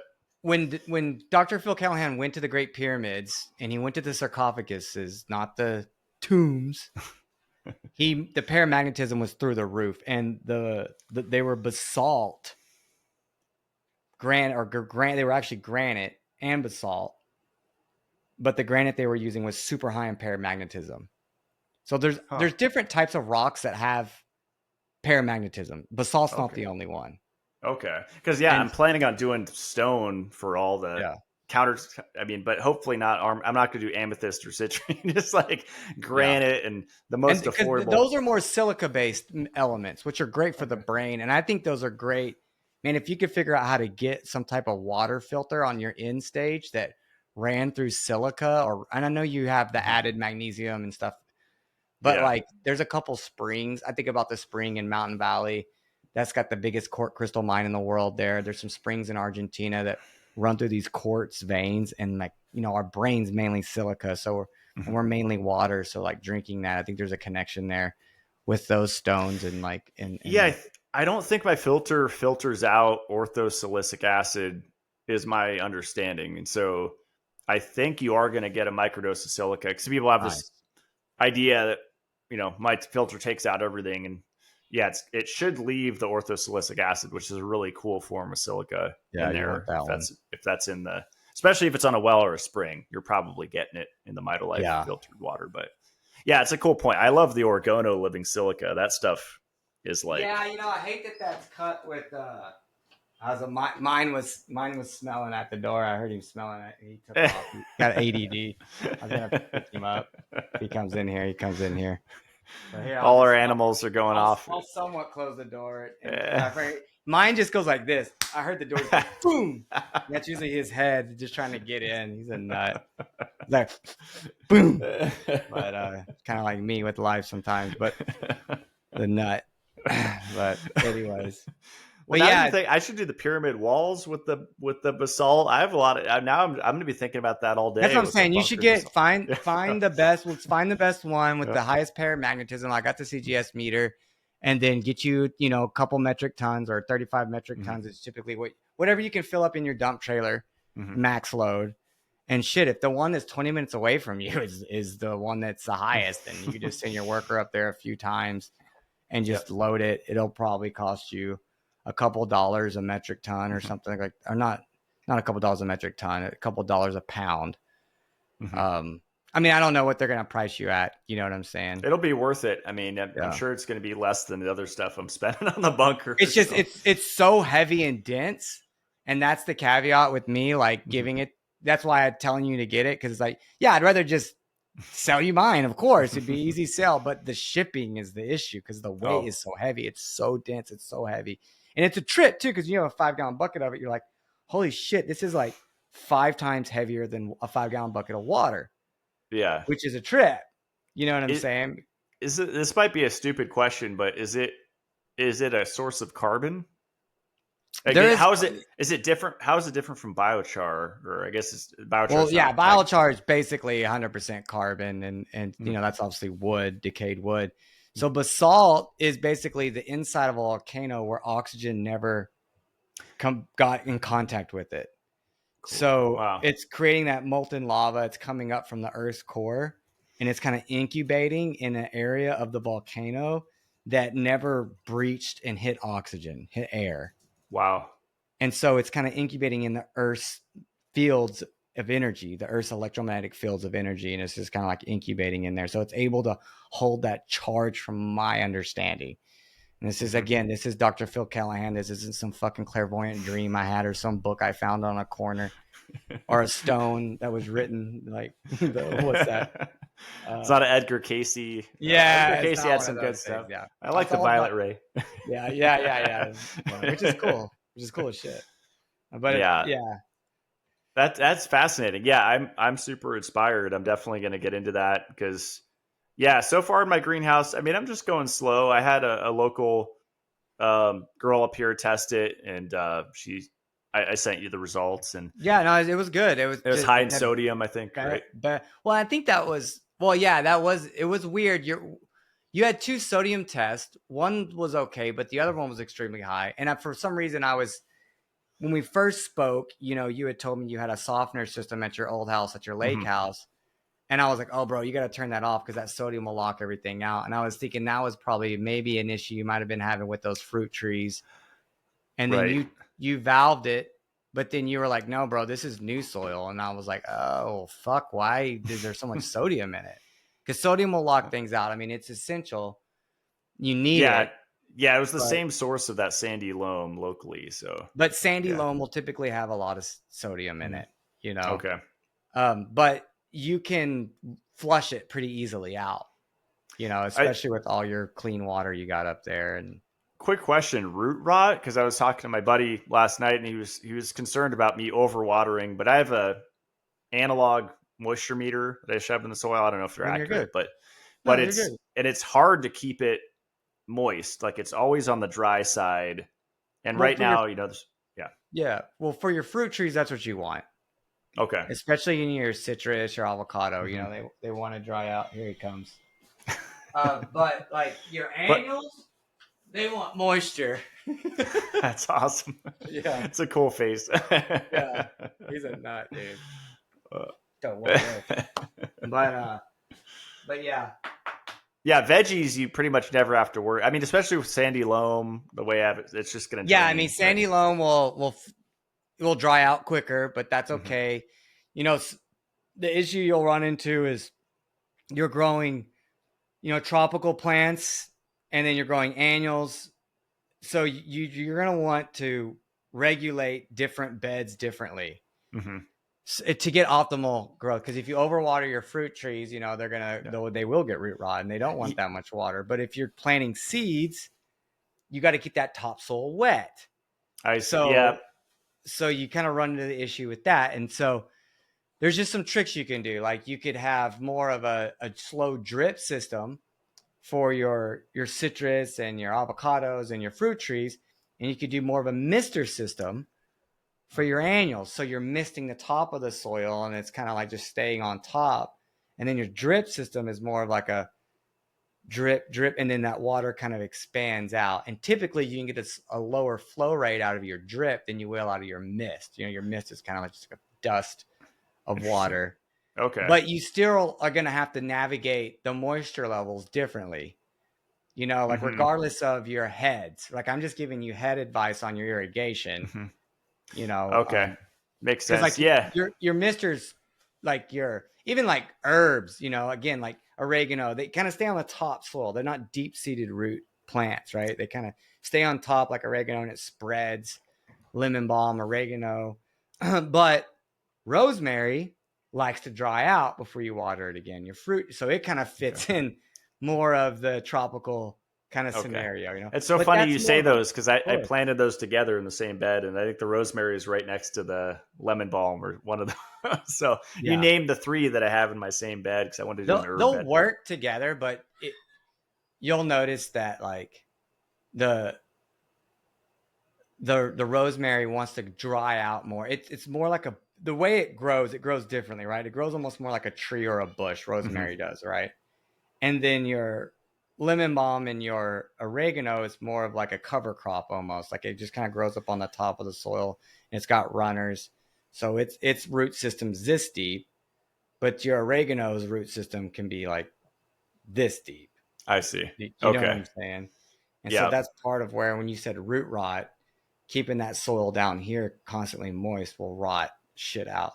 But that's going to be really hard for you to do because of your sandy loam, because sandy loam drains. The typical issue you'll see with root rot is in my soil with clay, where it Okay. just stays wet and it doesn't drain. But in rain, my son just gifted me with a fart. I don't know where he gets that shit from. So does that make sense though? Yeah. Yeah. I appreciate all the tips because it's getting to the point where, yeah, I went crazy on the lettuce and I have like some turnips and beets and some root veggies, but I definitely, uh, especially for tax write-offs, I need to sell some produce, even if it's once or twice at the end of the driveway or farmer's Yeah. market. So now I need to start planting some seeds, but all I have left are like the edges of the fruit beds. So the edge of the citrus, the edge of the avocado, which is a ton of space, Yeah. and it will be automated in like a month I have like an orbit system and each bed is on a different zone. Perfect. But Yeah. As long as you have yeah. the different zones, you can set up the meter based on the zones Hmm. and just do do your planning accordingly, for your zone. So Yeah. you don't have a plant that wants less or more in the same zone. Cause I mean, Yeah. it'll probably be fine in the dome, But I'm kind of getting but paralysis analysis because like I was I trying. I know. have like Brussels sprouts and all the companion plant stuff gets me, and I'm Yeah. like, what should I plant in the same avocado bed together? Like Brussels sprouts with, I don't know. Like, It's a trip with the fruit trees. I'd almost go more with the herbs because again, okay, you've got that top layer. And even if you missed it, like once they got established, I could see that being good because then it'll keep the soil moist. hmm on the top layer, which will allow the herbs to grow, and then you're not flooding it. But I just don't see you having an issue with root rot at all in those raised beds because you've got good drainage. Like it's almost like it's like physiologically impossible for you to flood the soil unless you just like forgot and you left the water on for hours. Yeah. That's awesome. Okay. But even then it's draining constantly. A lot of the root rot happens from stagnant water that sits. Okay. Cool. You know what I mean? Yeah. And all the beds they've been getting is just that constant. So I have a bead filter system, 3,600 gallon koi pond that's part of the Growing Spaces kit with 9 koi fish in there. And then that goes through a bead filter, which back flushes, I think like 6 times a day, roughly, maybe 10 times a day. And it concentrates the sludge through pressure at the bottom of one of these containers. I can't remember the name of the company, but it's like a green bead filter thing. Mm-hmm. And that's connected to like a, I don't know, 80 gallon cylindrical plastic tank. And I have a pump with a hose off of that. And that's been the temporary water situation until I could trench. Oh, that's perfect. That's permanent juice, water over there. Yeah, but yeah, it smells like fish poop every time I water the bed. Yeah. So yeah, definitely. You know, you can definitely, your nitrates can get a little high with that. So you might want to, like, I could see that being beneficial like once or twice a week. I would be a little, I mean, it could work every time you water, but it might be a little too much nitrogen, you know. But I'm hoping as long as it's not like since it's not year round and it's only like a couple months. Yeah. And as long as you don't have like thousands of fish in there, like some of these guys that do these systems, they've got like a million tilapia and they're shitting and pissing and they're just like super concentrated. So the levels can get real high, but you should be okay. You know, like it just depends. The best way to do it is just to test your nitrates, your mononitrate, and see like what level your nitrates are at. And you were telling me that's kind of overblown because they could just get nitrogen from the air, right? So from the Albrecht understanding, like that's the idea, is that there's truckloads of urea or nitrogen in the air. Our air is mainly nitrogen, and so once the calcium and the boron and magnesium channels are unlocked, then the stomata will suck it up right in the air and then it'll just blow up. So this idea that you need nitrogen in your soil is kind of a myth. Makes sense. But you'd really need to have the minerals dialed in and the biology dialed in order for that to work. So but that's what Dr. Albrecht was like screaming, you know, but he got shunned by big ag and the bombing, the whole. I don't want to go into that whole political thing. I'll have to have you back on my show because we had a couple. Our second show, I feel like we went pretty deep into farming and all the things you've learned. And I mean, summer's a good time. I feel like people are getting into it and just get the information out there, like really practical tips. And you know, I've just been winging it since I moved up here, and it's a great way to learn. It's a slow way to learn. It's the only way to learn, bro. Wing it. Yeah, fake it till you make it. You know what I'm saying? So awesome. Well, bro, thank you for 3 hours. I know for a fact we went 3 hours because I fucked up the first part of the recording. But thank you so much, man. I appreciate you jumping on my little podcast here, and I've just been super excited to get on here with you. I'm actually kind of shutting it down for a few months after this one because the baby's coming and I just want to get ready for that. So this is like the grand finale show. So thank you so much. Congratulations with that. And it's always fun chatting. I mean, when we talk on the phone, it's hard to end it. We're like speed race each other. You know what I mean? This was nice. But if you want me on yours, just let me know when, you know, I'll make it happen. I'll do whatever for a brother. So always here to break bread with you. And just appreciate you, man, and everything that you're doing at Meatal Life. And I'd like to do a collab with you too, like a giveaway. I want to give away a bunch of, like, to my audience and whatever. Maybe we do a giveaway, a bunch of Meatal Life stuff and a bunch of Crucial Force stuff. So I'll be in contact with you about that. I'd like to do that. Well, let's do it. Yeah, I appreciate everything that you do. I love Crucial 4 and all your products are awesome. Excited to try the new one, the M Daily, and it's good. It's good stuff. I forgot about our ozone show too. Go back and listen to, if you guys search Meatal Life Radio, which is my old show name on YouTube, Ozone, you'll find the episode I did with Charles. That was a good one. Maybe we can expand on that one too, because that's a That's when I was super stressed out in Colorado, too high of an elevation. But I guess you carried that episode, so it worked out. But yeah, it was really fun. Thank you for everything, and God bless, yeah, brother. Awesome. yeah. Let's have a awesome spring. I'm sure your baby's going to come out super healthy with everything you guys are doing, and yeah, cool. Doing everything at home births in the house. So no vaccinations here. That's awesome. All right. Well, all right, man. Yeah. Enjoy the rest of your day, and Godspeed, and I'll catch you on the cell phone, bro. So thank you so much. Sounds good. All right. Thanks, brother. All right, buddy. All right. Ciao. All right, let me stop the recording.